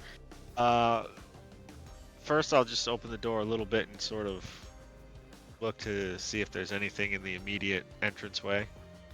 And if Okay. it's clear, then I'll open the door the rest of the way and hold it open for the gang. There is nothing in the immediate entryway. You can't see much beyond that. It's basically, imagine one of those like movie scenes where there's like multiple lamps at different parts of the hallway, and it's like the one that's right near you is on. Oh, it's one of those always. I'm gonna Make it easy by just having I'm the gonna- door unlocked. You walk in, you find Crystal, you're gone. I mean, it'd be I'm gonna- nice. I'm gonna test the theory and have Kit go down the hallway a little ways and see if it's one of those things where it activates the light as it moves. Okay, yeah. Kit goes down. How far are you sending Kit? About 15, 20 feet. That's how the lights in the loop worked. So 15, 20 feet probably passes maybe 2 of those lights. And both of them do kind of flicker slowly to life when it senses motion. One at a time, basically as soon as Kit is like within the aura of the next light. So probably not aliens unless aliens were behind the loop. I mean, technically, the aliens were behind a portal that was in the loop. Were they behind the whole loop? I don't know, but I mean, with the transitive property, technically, the aliens were behind the loop. Damn, it Conversation seems in the talk like that. Anyway, Buck, get your ass in here. You don't talk about aliens. I'm not No. coming in there if you're talking about aliens. Anyway, he comes in. It looks like a loop facility. The loop Shock. was done. That's what I thought too. Are there any markings that we can see, like plaques or door signs or doors in general in this hallway, or is it just a long hallway? Yeah, how roll me a mind comprehend or a mind investigate, and how long do you think you'd be looking? Just a couple minutes, really quick. Okay. So are you thinking like a big sweep around, or are you kind of like trying to look at different doors individually kind of thing? Just walking past a few doors and seeing if there's any kind of markings on any of them. Sure. I did not succeed. Okay. They are in German. Okay. So, so you could either push the roll, or I can let you know how it goes without succeeding. I'm good with without succeeding. Okay. So you're walking down the hall. You think you're kind of looking at doors, and it almost seems like you kind of just like, it almost seems like your eyes are kind of just glazing over a little bit, like you're trying to focus, but you can't really focus. And so you kind of take in, there's doors, kind of looks like those like office doors that kind of have like the little like glass window in part of it, so you can kind of see in. You don't really see anything that like really stands out to you per se. It kind of looks like it is a loop facility with offices. But then when you kind of like turn back around and do another like just another like sweep of the hallway, there's like, you thought there was a door there, but now there like isn't a door. The door That's we probably came nothing through? though. Huh? Is it the door we came through or one of the other doors? No, just one of the other doors in the hallway. Okay. Oh, that's weird. Well, your dad was in these places. These all look the same to me. What do you see? I see doors. Was it a mind comprehend Investigate. or mind investigate? Yep. Let's see. I don't see anything either. Okay. My highest was a five. So It looks like a hallway. So Joe kind of tags you in to start looking instead. And you kind of do the same thing. You start looking around. And you can't see into any of the rooms. You like, there's no windows or anything like that. There's no identifying markers. Like, they're just plain doors. There's not much to see. Mm. You're not really sure, like, where to start, what to look at. Did Eric come in with us? Is he still kind Yeah, of like Eric's at the tail end. He's not as used to investigating, so he's kind of holding back. He's all about snooping around our fortress, but now that we need him to look Again, at in a weird, creepy facility with a bunch of kids he doesn't know. One of them has a gun. Lot Right, of I have a factors gun. here. Jeez. What? I have a gun. Eric, what did your wife do for a living? I mean, she used to work for the Loop years ago, but once it closed down, she just kind of took up a job with, like a school doing science experiments with kids. Kids, huh? Just... Why, you think that has something to do with it? Well, Maybe she was. Marco Hold on. also worked at the Loop. Who's Marco? Am I missing something? Hold on. The pool. There's a pool? Fish out of water. First base. Anyway, sorry. So what you're saying is people who were working at the Loop have gone missing.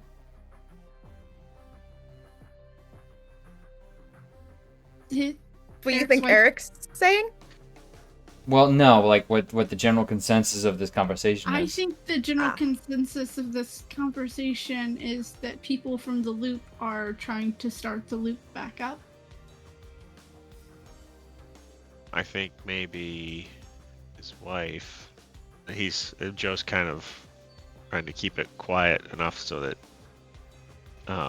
Isabel and Buck can hear, but Eric can't. And maybe his wife still worked for the loop even when she was working at the school. Science experiments to kids. We're missing a kid. I mean, you're missing technically like a 15-year-old, but She's our kid. She's always going to be our 15-year-old. kid. According to the rules of Tales from the Loop, 15-year-old is 15 still was a a kid, kid. I know, So I know. Don't school me about the game I ran. I just really I know wanted to you didn't even stipulate- read the book before we started today. I don't wanna didn't. I hear it didn't from read you. this book. I read the last book. I know. Anyway. Anyway. So Yeah. Eric is eventually going to get a little frustrated that all of you are just talking quietly without like moving down the hallway. So he's just gonna try a door. He's just gonna, like, the closest door to him, he is going to open. He's gonna step inside to kind of see, like, what's going on in there. And you guys don't hear anything. Oh Eric, you shit, dead? Eric. And I'm gonna lean up to the door and look inward. So the room is dark. And you don't see anybody in the room. It just looks like an old office. I push the door more open than it already was. With Kit, shine some light on the situation. Yeah, Kit will go and make sure they help put light in the room. Buck, you're opening the door wider. with my poker. Okay. My proxy. Do you like look behind the door? I Like, how far are you pushing in? try and push the door all the way open, so if there's anyone behind it, it would bump into them. Okay. But I'm looking into this room. I'm not like one eye. I'm like full faced, like poking my head in. Yeah, so you poke your head in. There's no one in the room. Eric? No answer. Is there a light switch I can hit with my poking tool? Yeah, if you want to. I'd love to. I like poking things with my poking tool. Okay. You turn on the light in the room. You thought that this looked like an office, but when you flick on the light, it kind of looks a little bit more like a science lab now.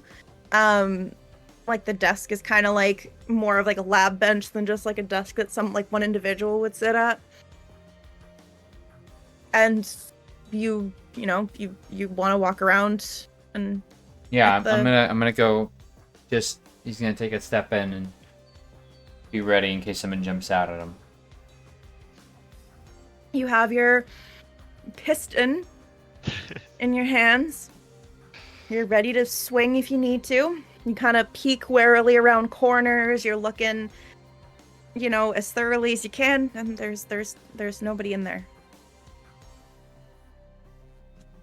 Buck, what's in there? Nothing. And I'm still here too, so I don't know where the hell Eric went off to. Joe will go in behind Buck. Are there like any tall like lockers or cabinets that a person could easily fit into?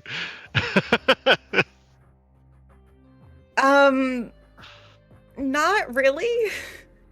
There's like smaller cabinets for like probably has like I don't know, like glassware for a lab and stuff, but like it doesn't look like someone would have been able to just shove themselves in there really fast. No door on the other side of the room or anything. No. Not the that hell? you see. The ghost aliens? Is that a thing? Isabel, is that a thing? I don't think so. If Crystal were here, she would say yes. She would say yes. So anyway, But where is not Eric? not in How this did he get room. to this room? I don't know, but like first weird thing to happen to you. Come on. Joe will exit the room and open the doorway on the other side of the hall, like directly across from it. Not Okay. going in, just gonna open it sideways. Well, so here's the thing. You start going across the hallway to the door that was there. That you remember being across from the doorway, or from the doorway you're in now, but there is not a door there anymore. Door's What? missing. What? The door. There's- It was here. It's gone. Yeah, Buck's gonna walk out. What do you mean the door is? Gone. I look down the hallway and same doors or. So there seems like there's less doors now. Seems like kind of like it seemed like there was like probably 6 on each side. Kind of seems like there's like 2 more doors each side.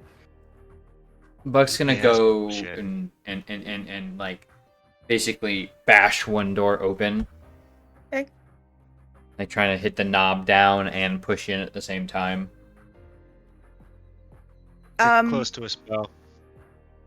The door opens and it's another kind of deserted looking office. There's, a desk with a chair, Go some immediately. books that Other one. As soon as he registers, it looks the same. Goes to the other door. That's an option. the next door that's like an option. Yeah, you mentioned there were fewer doors than anticipated. Okay. Yeah, you go towards the next door that's closest to where you came out of that door, and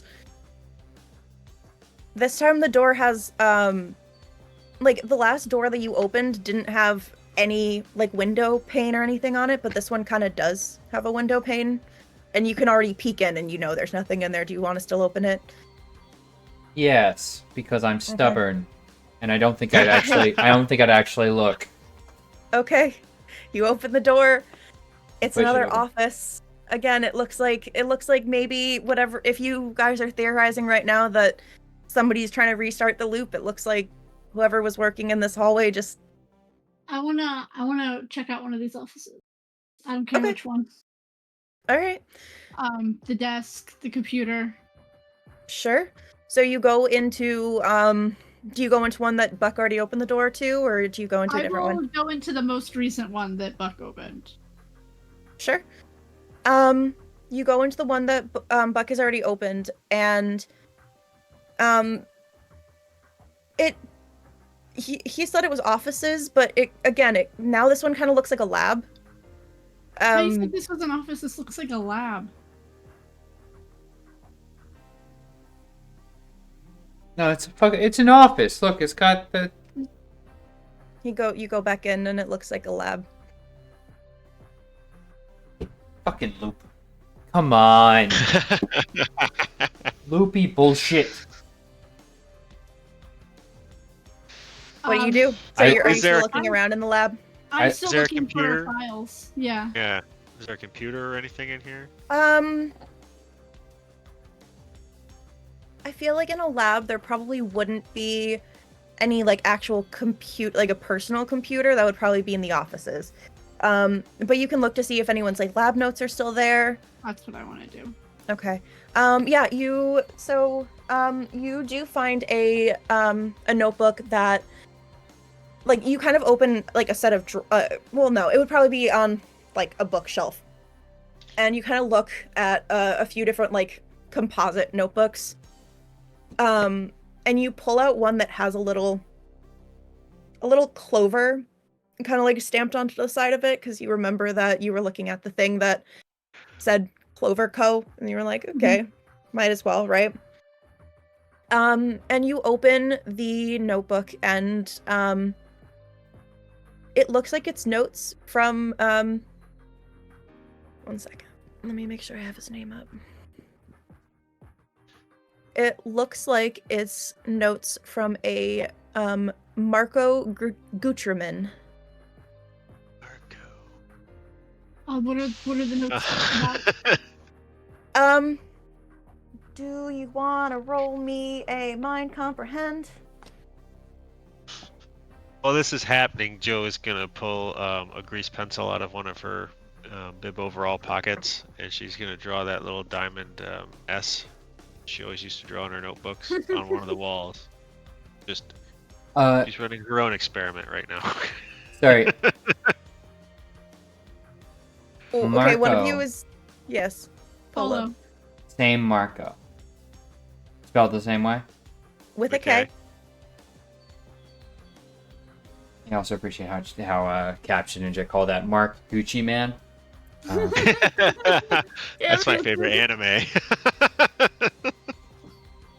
I got This is one thing I never thought I'd have to worry about, making sure the names don't sound like something that could be misinterpreted by the Caption Ninja. You're doing great.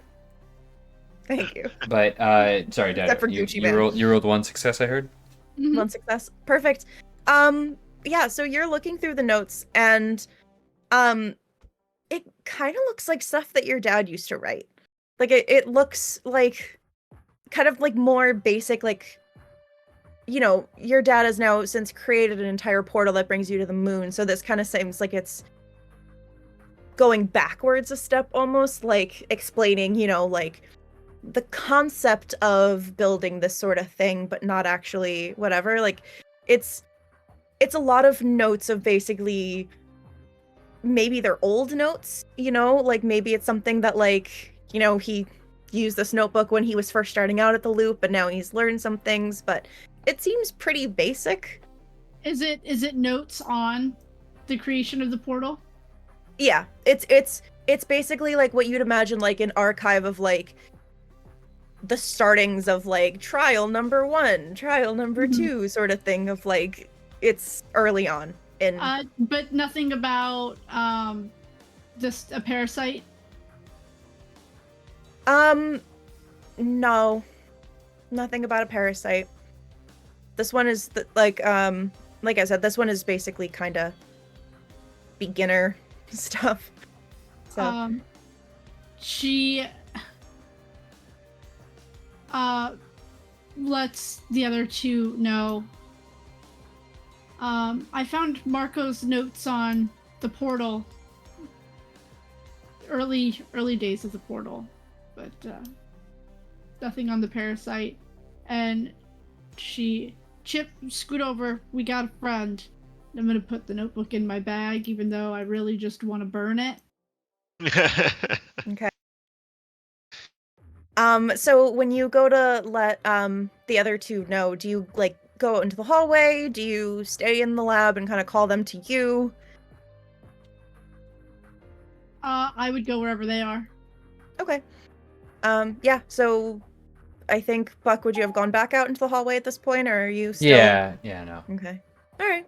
So you all go back out into the hallway, and you find Joe kind of just making that S symbol, and you all are kind of chatting a little bit, and some of the lights kind of at the other end of the hallway start flicking off. The way we came? Or yeah. The way we were going. Okay. Yeah, the way you came. I'm gonna go into the other door that that Buck smashed open. Who? Yeah, we're crossing dimensions again. Sorry. Yeah, that Buck cracked open. Joe's gonna go inside. Does it still look like an office when Joe's inside, or does it look like another lab? The one that Buck just opened? Yeah. Sorry, yeah. The one that had the glass. Yeah. Buck, did you ever close that door, or did you Nope. keep it open? Okay. I don't close doors. I open them. Okay. The other in a thing. barn. This one looks like an office. Hey, babe, this one looks like an office. Okay, cool. Maybe I can get into a computer system.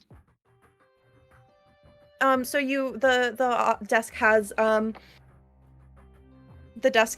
a big chunky 1990s computer.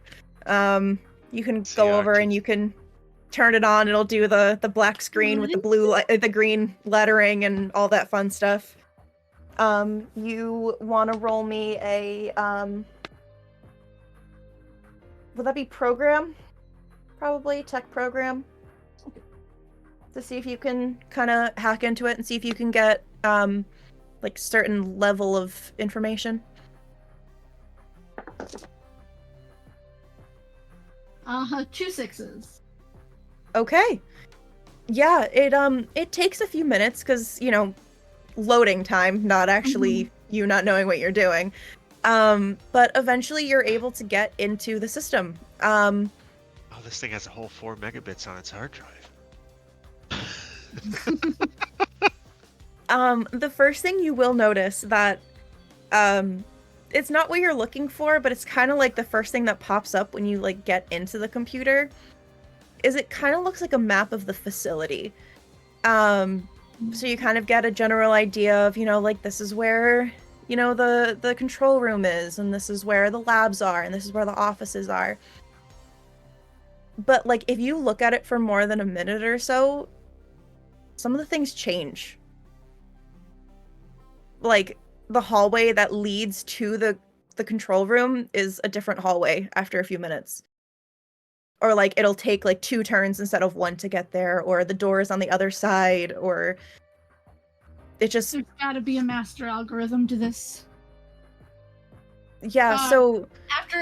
She would probably literally stare at the screen for at least 5 minutes to see if there's a pattern. If it goes through a certain number of changes before it either resets. Absolutely. So, yes. Absolutely, it does. This is high tech. It is something you've never really seen before, but there are still so many limitations of how often something like this can change before, someone runs out of ideas and they don't get creative with it. Mm-hmm. They don't really think anyone's going to have control of the master map of the place, so they're like, oh, this is, Their security sucks. When there's a hacker in the room, yes. But if it was just a bunch of kids just trying to fuck around and figure out things in the room, they would be lost. My 2 best things are program and comprehend. And then what else were you looking for too? So you've watched this for a while, you kind of figured out a pattern. I don't know if you want to Yeah, so so that was kind of a distraction. She wasn't planning on that. But it's important information to have to be able to walk through this facility without getting lost. But her main focus is the actual files that are in the computer. She wants to find any information on parasites, experiments on kids, and any indicators of any interactions between Crystal and Marco. Okay. I will say that some of those things you don't find, but some of those things you do. And not because you couldn't find them because of your role, but because some of it just doesn't exist. Mm-hmm. Parasites, you will find a surprising amount of things. And basically the gist of what it comes down to is it seems like Marco kind of figured out after your dad had opened the portal that he had started that he could profit off of these aliens. He found out that when the portal opened, basically that there are these parasites that they need some kind of form to inhabit to be able to live, and that they can live inside the machinery that was already going haywire anyway because of everything that was happening with the loop deteriorating. So he just kind of leaned into that and figured out a way that not only could he assist in getting these parasites here, seems like he's kind of the central point of utilizing that technology that your dad had already created to allow the aliens to kind of take over the tech. You won't see anything about experimentation with kids specifically. What you will know, though, is you kind of think that somehow Crystal's brother might have kind of helped her get a little bit closer than Marco was comfortable with to finding out what he was up to. So, like, you don't think that she's getting experimented on, but you do think that you probably need to find her. Because Marco doesn't seem like a very trustworthy guy. You know, don't trust Marco. Kind of.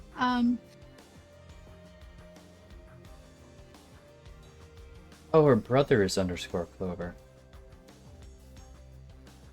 No. Listen, No, it's no, don't tell me. Let's figure it out. Yeah. but I want It's a to say mystery.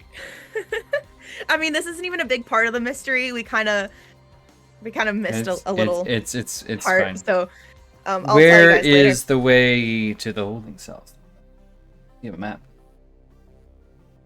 I've got the map and the patterns of how it'll change.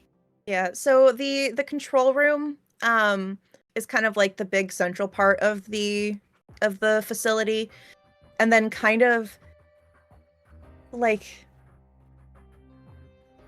I guess there's not really like a holding cell because they probably didn't really think they'd need like a brig for a scientific facility like this. So you kind of wonder if she would be at the source of it all.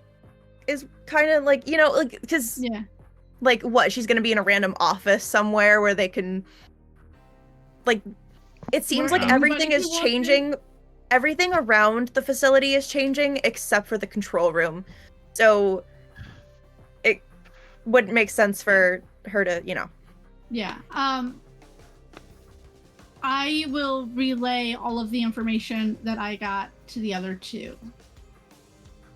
And when she assumes that she's gotten all the information she can, in a bit of a hissy fit, she is going to just, as hard as she can, which is not super hard, she's going to push that computer onto the ground and pick up the modem, and just, she knows that they can still get the information off of it, but it's just gonna smash it to bits. Okay. She is pissed that her dad's work is still being used, and when you push the computer off the edge, it kind of gets like that weird screen that kind of looks like everything got disjointed and like slivers of different things. Kind of like a compromised picture or something like that.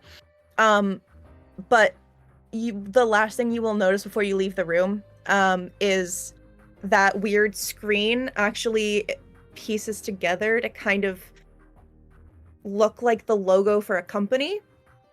And from what you can tell, obviously, because the screen is shattered, it does kind of look like it's in the shape of a clover. Like almost kind of like the screensaver kind of thing. Screensaver? Yeah. And it looks like it's in the shape of a clover. And yeah, you successfully break the stuff and have your revenge from that one computer, but keep in mind there are other offices. She is well aware of that, but she just needs to get the feelings she's feeling out some way. You successfully smash a huge computer, and it's actually very satisfying because there's so much machinery that just crumbles to the ground. Joe says, "Damn, that was hardcore, B." Yeah, but where's Crystal? She's in the middle. All right, how do we get there? Let's go. I can. The rooms are gonna change, but I should be able to guide us through. Okay, let's go.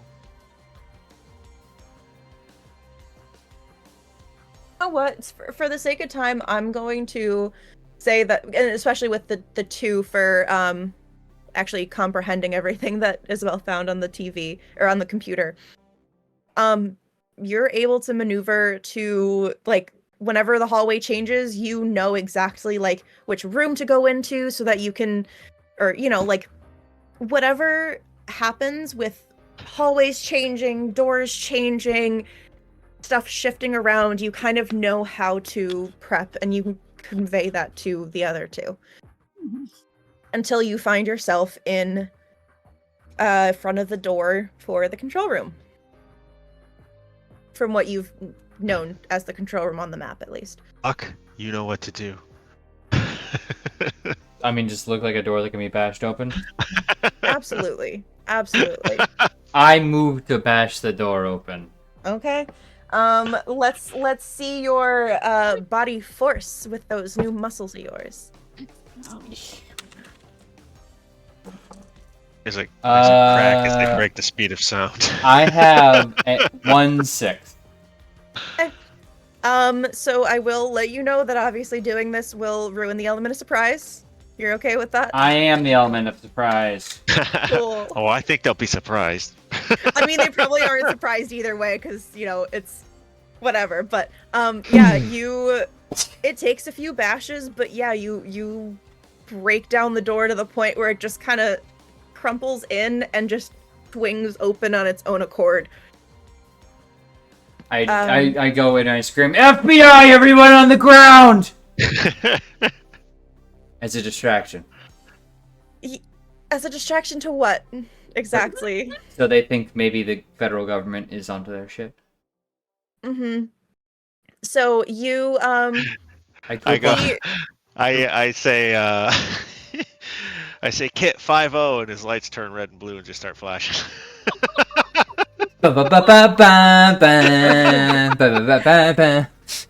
Okay, that's actually really cute. Okay. So, first of all, center core lab, whatever, I forgot what I called it already. But that central area, huge room.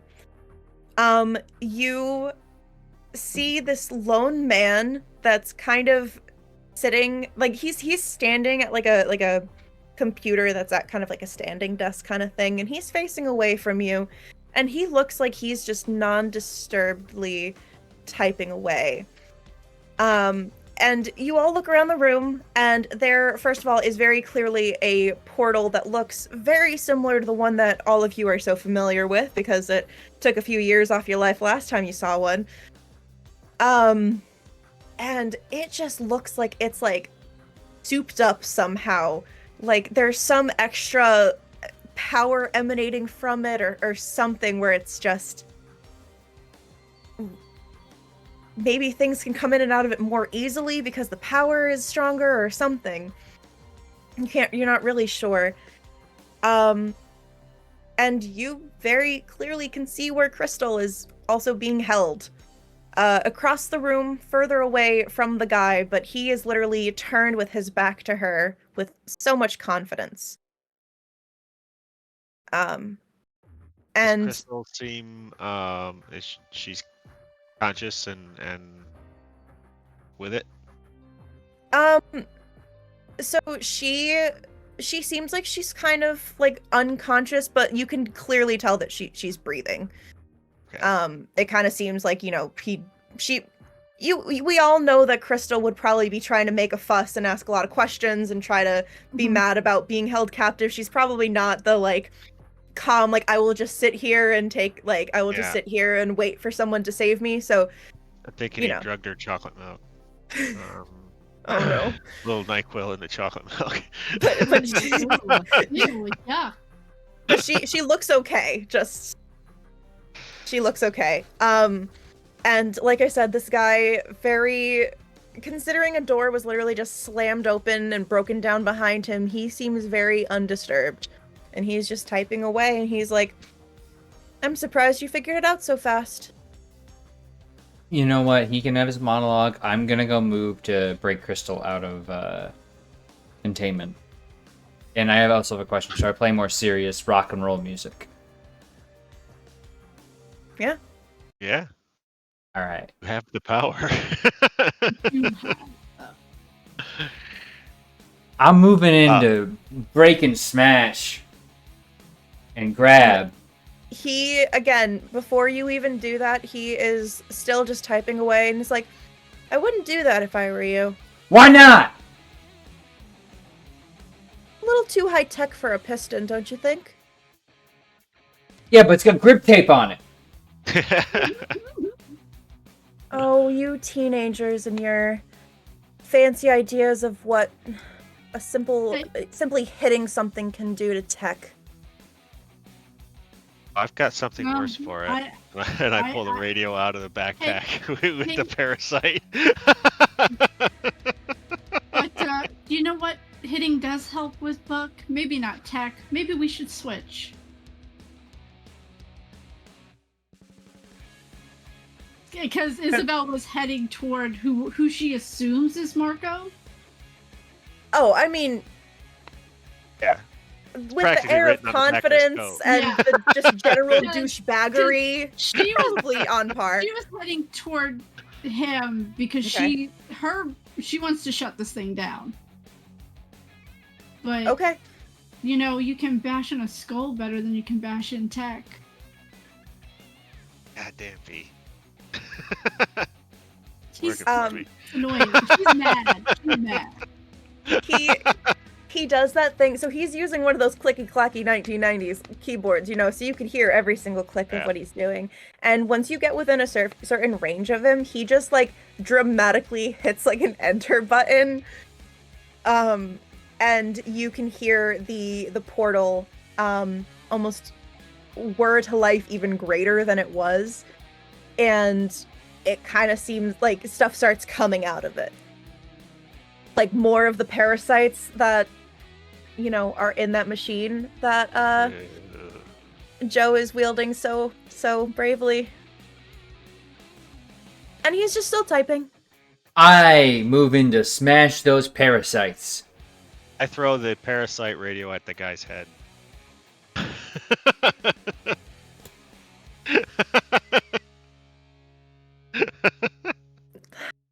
Again, teenagers are so simple-minded sometimes. I have got a heavy metal thing. I'm gonna smush some. I'm gonna smush some parasite if I can. Okay. He's talking about how we're simple-minded things. I'm gonna look for the power cord. No, Because I it's didn't see this 90s. coming, and I wasn't prepared for you to pull a plug on a computer. I'm out here smashing all his. You just gotta his unplug weird the SCSI. metal You have to buddies. restart. That's my plan. Anyway, Okay. I got one success to whip that thing at his head.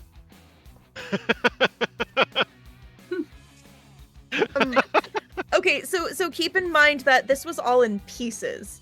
So, because she like dissected it basically. So, like it's not like a huge thing. It would probably be like, you know, like you can find the bulkiest part of it for sure. Yeah. But it's not like the kind with the slimiest chunk on it that's gonna do the most psychological damage. sure. And a distraction for my girl. He just is still typing, and he's like, "Oh, you think I can still be affected by the parasites? That's hilarious." I got 3 successes to smash the parasites. You successfully smash some of the parasites that are coming through. They don't seem like they're very hard to smash because right now they don't have a life force to associate with other than just being a little slimy thing coming out of a portal. But there are some that are trying to get down the hall, like get to the door and down the hallway. So Prioritize those, and I'm gonna be smash. That's Buck's primary mission right now. Let the Brainiacs handle the Brainiac. He's on parasite patrol. You're smashing parasites successfully. Isabel, you are looking for a power cord? Yeah. Okay. Let's do Preferably to the machine, not necessarily. I don't know if it would all be connected to the computer and the portal, but definitely the. Yeah, this is the age before the universal serial bus, so just unplugging a cord would totally brick your machine. Oh, but we're messing with post-loop technology. It's different. It's 1990s, but better. So yeah, you want to roll me a tech tinker to mess around with his fancy computer stuff? Yeah, because I don't have the body to knock him out. I don't know where the cord is. I don't know what a cord looks like. Okay. You've never seen a computer cord in your life. You have no idea what you're even looking for. You see a lot of, well, okay. What actually happens is you see a lot of cords. You see a lot of like buttons and cords, and he really needs to work on his cord management, you know? Like he needs to get some of those Velcro strips to bundle them all together. You don't know what goes to what. That's basically, you know, what that role gets you. Do you like are you going near where his computer is specifically, or are you looking for the one for the portal? I was looking for the one for the portal. Gotcha. Okay. Yeah, so you wouldn't know like which one to press to actually make it, or like unplug to actually make it stop doing the thing.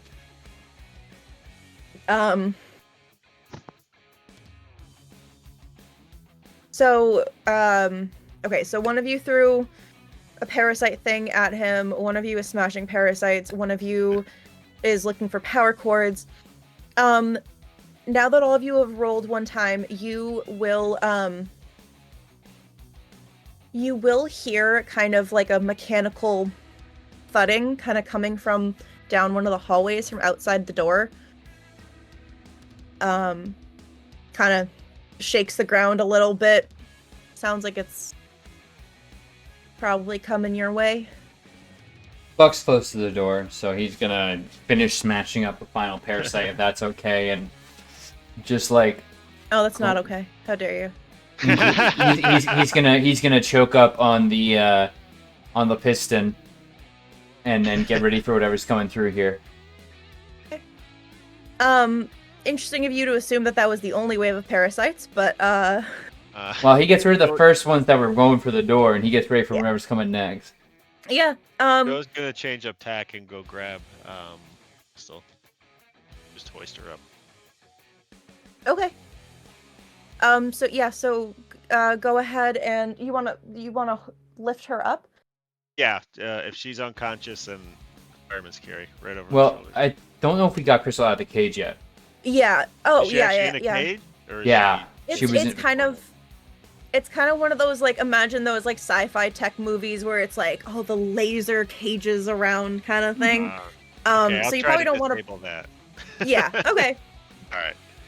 That be a tech tinker? Yes, absolutely. Trying to figure out how it works and make it stop working.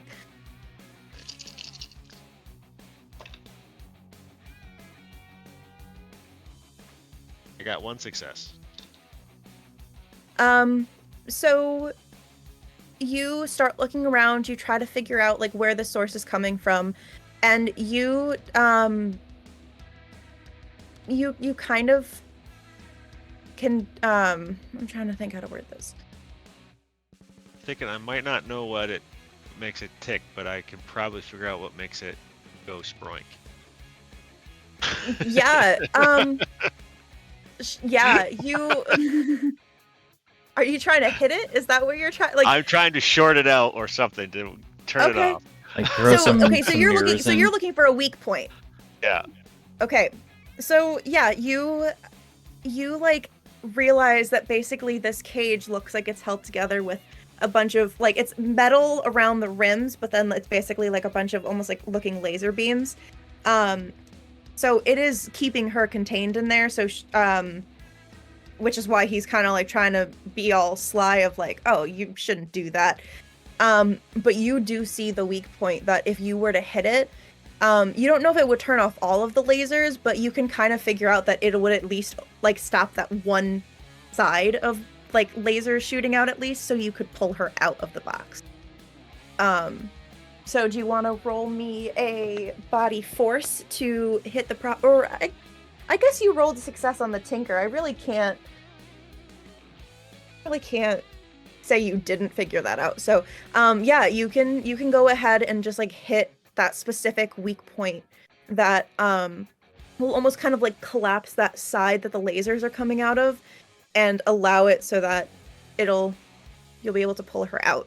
Like, so like how tall is this thing? Like, is it like waist high or is it full height? So she's able to be laid down in it. So it is probably like a large dog it's kennel size? Yeah. So she probably can't like stand up fully in it, but you'd have I to want kind to of say the way I smash it is like one of those straight leg, straight up, big work boot comes down on it kick. Absolutely. Just make sure you don't hit her when you're doing She's that. already But unconscious. you don't want to hurt your friend more, though. That's true. You know. Yeah. No. You successfully break off that part of the siding, and the lasers. That like siding basically dramatically crumbles down, and the lasers kind of flicker off. Okay. And like I said, it's just that one side, so you can pull her out, but just kind of I'd slide her out. I'd say you probably opened one of the longer sides, so that you can, not have to like be narrowly trying to get her out of the door. Yeah, kind of. Like you're picking up a maybe kind of almost. Yeah. Large one. Hey, she's still 15. Maybe she hasn't reached full height yet. You don't know. Because just be naturally small. Small. Baby. Small. Tiny. She's still just a kid. Does not even know math. Oh. But yeah, so you get her out. Do you like? Is there a place you want to put her, like into safety, or are you trying to wake her up? I was getting the feeling that we gotta get the hell out of here. Okay. So it's wake her up later, get her out first. Okay. So Joe's Okay. it's like I said, it's gonna be the fireman's carry up over the shoulder. Okay. Yeah, so you successfully hoist her up. You're holding on to her. Let's go back to hey Buck, there's a big robot coming down the hallway. You bet there is. Looks like there's some weird parasite thing creating it or making it more aggressive looking, and looks like it wants to hit you. Not if I hit it first. All right. Actually, if you want to see who hits first, we can go opposed. Yeah, you sure? Getting Yeah. advanced. I'm trying to think. I am going to roll your body move. All right. Is it alright if I use my +2 for having an iconic item on me? Well, I suppose so. And then I am going to roll. Tell you what, if you just had a lacrosse ball with that lacrosse stick, those things are lethal weapons. True. You don't ball with your lacrosse stick? What the heck? I've got 2 successes. Okay. It only got 1 success, so you get to hit it first. Okay, then I'm going to force move it out of this plane of existence as I smack it real hard. That's all right. Yeah. Get real hard. That is going to be, wow, a lot of 5s, but 2 successes. Okay. Are you trying to hit anything in particular, or are you just kind I of want to like hit its legs out whacking? from under it. Cool. Okay. 2 successes. You not only knock one of its legs out from underneath it, you like break through the metal of the leg So that it's not like it's just like knocked over. It literally cannot use that leg anymore. So good 2 job. successes, 1 for each kneecap. Well, I guess if you want to do both kneecaps, you just get less of an effect. Would you rather have one really I'd solid rather hit one on one kneecap leg? be unoperational, assuming it's a biped like most loop machines. Yes. Yep. Okay. Yeah. Yeah, Um, I sidestep, and I watched enough baseball practice while they were waiting for them to get off the field that I know exactly how to hit this thing. Okay. Yeah, you like I said, 2 legs, you shattered one of them. It now is gonna have a lot of trouble moving towards you. Yeah. And it kind of like has that dramatic like it falls down in the hallway and kind of smashes into the wall lying next to it. But the next time you see the next time that you see the hallway shift and everything kind of change outside, the part of the top of the robot that smashed into the wall just kind of like disappears, like basically where the wall was, it smashed its head in, and then that part just got cut off when the wall repurposed. Oh. Nice. Yes. But keep in mind, there could still be one that comes back with a hole. You don't know. I'm ready. You didn't learn it as well as Isabel did, but yeah, it doesn't have that piece of its head anymore. One of its legs is shattered. It doesn't look like it's going to be bothering you at the moment. I'm ready to go. Okay. Isabel, do you want to keep looking at the cables, or is there something else you want to do? There's something else I want to do. Okay. Go ahead. She's not having luck figuring out which cable goes to where. Okay. So she puts her bag on the ground and goes, Chip, I gotta get to that computer. And I let him out so that he can help me because I got a body of 1 and I'm going to throw my whole body into this guy. Okay, for a second I thought you were gonna try to have the Chihuahua try to bite at his ankles or something like that. Yes, that's how Chip is gonna help me. But Okay. I am slamming myself into this guy as Chip becomes the ankle biter that they were meant to be. Okay. 1 second. I immediately before went you to do humping that- his leg. Because Before that, you- that does more damage up here. Before you do that, I do want you to roll me a mind comprehend. Okay.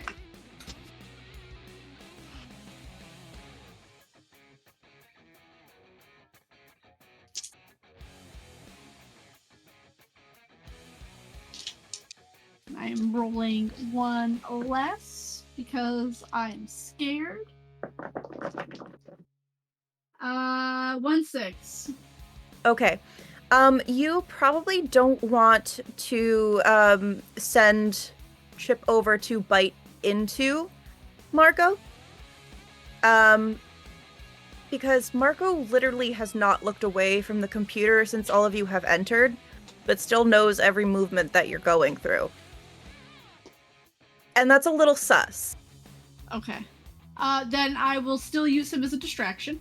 Yeah, or you can like make sure that he just bites the pant leg and not, Yeah. you know, that's just you know.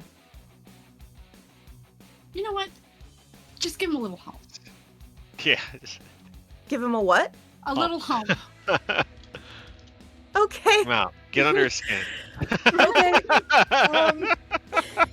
Get him off his game, on his back foot, I mean, nobody likes when a dog comes up and humps their leg. Yeah. Nobody. Nope. Especially not arrogant people. But I did roll 1 6 on my Okay. body. Awesome. I don't know what else I had to roll for body, but I have nothing. So it's just That okay, yeah. I mean, it would have probably been force considering what you're trying to do, but yeah, that's fine. So I will say that Chip probably beats you and like probably starts humping this guy's leg. And again, he's not looking away from his computer, but he's almost like caught off balance because like what is this? What is this? What is happening? So he almost kind of like lifts up his leg, but he's just off balance. So when you go to knock into him, he's already off balance, and you can absolutely just push him down. And so he kind of sprawls out on the floor, and he doesn't fully, none of you have actually looked at his face or tried to look at his face. But now that you're looking at him, he doesn't look healthy?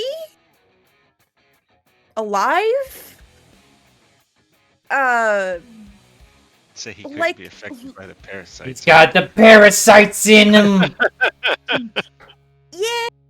Which is why I said please don't let your dog bite him, because like I don't know how, like I don't want to have to try to figure out if it could move to go and try to inhabit something else. So I didn't even want to mess with that. Yeah. What? No, it's fine. Oh, You're good. okay. But yeah, so he is successfully on the ground. It looks like he hasn't moved in a really long time, so his limbs are just like very Atrophy. slow and atrophied, and like it doesn't really look like he can pick himself up really easily. Good. So do you want to go to the computer now? Yes. Okay. Go ahead and do a tinker or program, whichever one's better. Let's do a little bit of programming. 2 6s. Okay. You using all of the knowledge that you know from your dad, from the notes that you found about the portals, everything that you have been able to hack so far has helped you get to this moment where you now seem to know exactly what buttons to press, what codes to put in to get this portal to just like do that little like whirring that kind of shows that it's slowing down, like woo woo woo woo woo, and you just hear it audibly just stop behind you. And the room kind of seems a little bit darker now because again it was emanating a lot of light. It seems like it was a very souped up version of this thing. Mm-hmm. And there's no more parasites coming out of the portal. Buck already smashed the ones that were there. And for the moment, it looks like everything resolved itself. Oh. I want to start deleting files. Okay. Yeah. And reading if there's anything that catches my eye. So Okay. if it has my dad's name, Crystal's name, any of our names, I would read through those before deleting them. Sure. But I want to make this place seem like it never existed and will be Okay. hard to find. Absolutely. So you're going through the computer. You will find something that says Clover Co. on it, which is the username that you all were looking for earlier. And it'll basically go into a roster of all of the names of different people that worked for Clover Corporation, which, from what you can understand from the roster, seem to be primarily owned by your dad. Not owned by, but worked on with. This man named Marco Gutramin. Hopefully, it doesn't say Gucci Mannequin on. I just said it anyway. It doesn't matter, but here we are.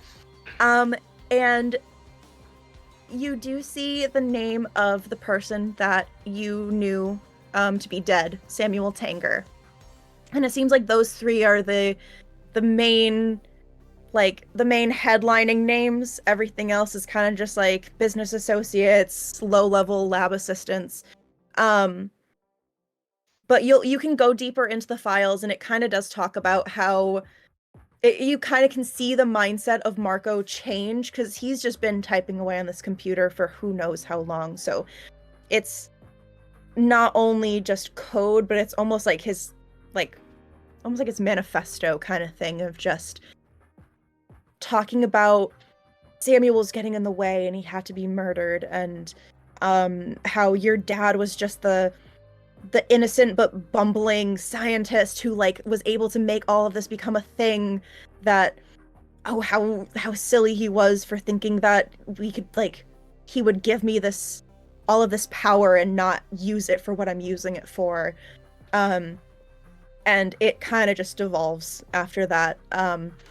You do Before deleting that bit, the information about having Samuel murdered and using my dad, I would like to put that on a floppy disk. Do you have a floppy disk in your bag? Absolutely, I'm a hacker. All right. You bring out the handy dandy floppy disk. You put it in the 5 computer. 1/4 or 3 1/2? Ooh, the important questions. Yeah, you can absolutely download this file. It literally dissolves your dad and Samuel of anything that actually occurred due to the parasites that are being spread, other than your dad obviously just getting very excited about his project and not really realizing that someone would try to misuse it. Like, he just wanted to get to the moon and see aliens and make all these cool discoveries, and He didn't expect Ultron to happen. Absolves. What did I say? Dissolves. It dissolves your dad. Bye! That's alright. Oh no. Turk got dissolved. Absolves. Yes. So, you will also find some really weird ramblings of, like, about Crystal, and about how he seems to have this delusional idea that Crystal was talking to Samuel after Samuel had already died. It doesn't make any sense, but he's basically, like, his theory basically says that he thinks that somehow, like, the internet was able to help somebody from the living realm contact the dead. And again, you don't know if it's nonsense or not, but you do have those messages that are from somebody from Clover Co. And everything else is just, notes about taking what your dad made and, like, making it the super-powered engine. This is a different, this is basically, like, a newer model of what your dad made, basically. Mm-hmm. And so, yeah, you download the stuff, basically, like, absolving your dad of responsibility and everything like that. And then the rest of it gets deleted. Mm-hmm. And the facility, outside the facility doors, if anyone's looking out the doors, nothing is shifting and changing anymore. Seems like a regular deserted office building. That robot stays dead. It is gone. You don't need to be prepared with your piston anymore. And you go to leave. Actually, does anyone else want to do anything? I'm sorry. Joe's just gonna put her hand on Buck's shoulder and say, "Pretty cool for a dude."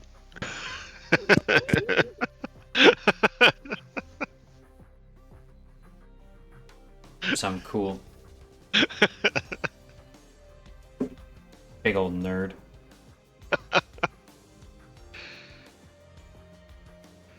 Let's go. Crystal's getting heavy. Yeah. Just give me Crystal. Okay, listen. So once everything kind of starts calming down, and it's probably been enough time after, Isabel is going through so much information, Crystal will eventually wake up. You don't need to carry her out of here. She's going to be confused. She's not going to talk too much because, hey, that's weird. The person who's playing Crystal isn't here, so I don't want to play her character for her. My gosh, guys, but... aliens. Oh my god, the aliens were real and they got me again. Oh my god. Ghost aliens. They're a thing. But yeah, we get Crystal, we get everyone out of there. You get Crystal, you get everyone out of there. And just for a happy little flair, you do finally figure out that Eric just got, like, because the facility is no longer changing and shifting, you do find Eric. He got shifted, like, yes. He was fully in a room and then it shifted, and yes, so, nothing, you know. Did he find Sarah? Well, I guess that is how we can wrap everything up. So you all successfully find Crystal and save her from a creepy parasitic dude that doesn't remember the last time he had an original thought in his brain. And after that, it seems like things still suck in the loop. You know, the loop still fell into disarray and there was still a flood and everything like that. It didn't just reverse all of that. But it seems like basically this facility was letting out so much of that excess energy, like the loop was letting out, but just like so souped up that the things that were happening that were really crazy just were happening more frequently. So things started, like, now that extra energy is gone, it does almost kind of seem like things go a little bit back to normal. Again, I know we're already really over time, so I'll just keep this brief, but still, there are still some things that happened, but things that just seem like it miraculously just disappeared one day and was never to be heard from, like Sarah, like Isabel's house, those come back. Jacuzzi's back. The flood still happened, so there was still damage to the trailer park. Your mom, you know, is Earl came back. no. Although I will say that the note that I was gonna have you find a note that basically said that your mom dumped Earl because he made too many side comments about like how you went missing, and she got really fed up with him and she left him, and she was gonna say like, oh, like, you know, I'm not in the trailer park anymore, but didn't leave an address or anything. She's just like, I don't know where I'm gonna be next, but it won't be with Earl kind of vibe. Like yeah. But yeah, so everything that seems like crazy disappearances and weird shifting of realities because of that excess energy in the air seems to have righted itself. Some things can't be undone, but people can be reappeared. They can't just magically remake the Hoover Dam, but it seems like you guys saved the day. Yay. Woo! Some brains and some applied violence. Yes. Good old ultra violence. Hey, someone's got to have the brains and someone's got to have the brawn. Thankfully, I have both. Anyway. But yes, that is how Things from the Flood will end tonight. Good job, everybody. I'm sorry this ran a little bit over. I wanted to make sure I got everything, and you know, I left off with a cliffhanger, so I probably went a little too overboard with, you know, making sure that all the pieces were filled in between. But I hope you all had fun. You did a great job smashing some zombies, robots, and killing some parasites, and saving the day. I brought Rhodey. We could have had a robot fight. No, missed opportunities. Damn. But anyway, for the interest of time, let's have everyone go around really quick. Say who they are, brief idea of where we can find you within the next week or so, because I'm sorry we ran so late. And today there's only 3 of us, so now I'm gonna go really random and go with Turk first. Oh, mistake. Hey everybody, I am Turk, or Turk Accented, if you too like to Monster Mash. Anyway, I had the distinct honor and privilege of being Buck throughout Tales from the Loop and Things from the Flood. Your jock aficionado, and general smasher of baddies. But if you want to see more of me, I'm going to keep it very brief on my end, because tomorrow I'll be over on Neon Knights Roleplay playing Galgleam, and at the end of that, we're in the semi-ultimate episode of this current run of it. So if you want to hear more about my schedule for the upcoming week, I'll go into more detail there where we have more time.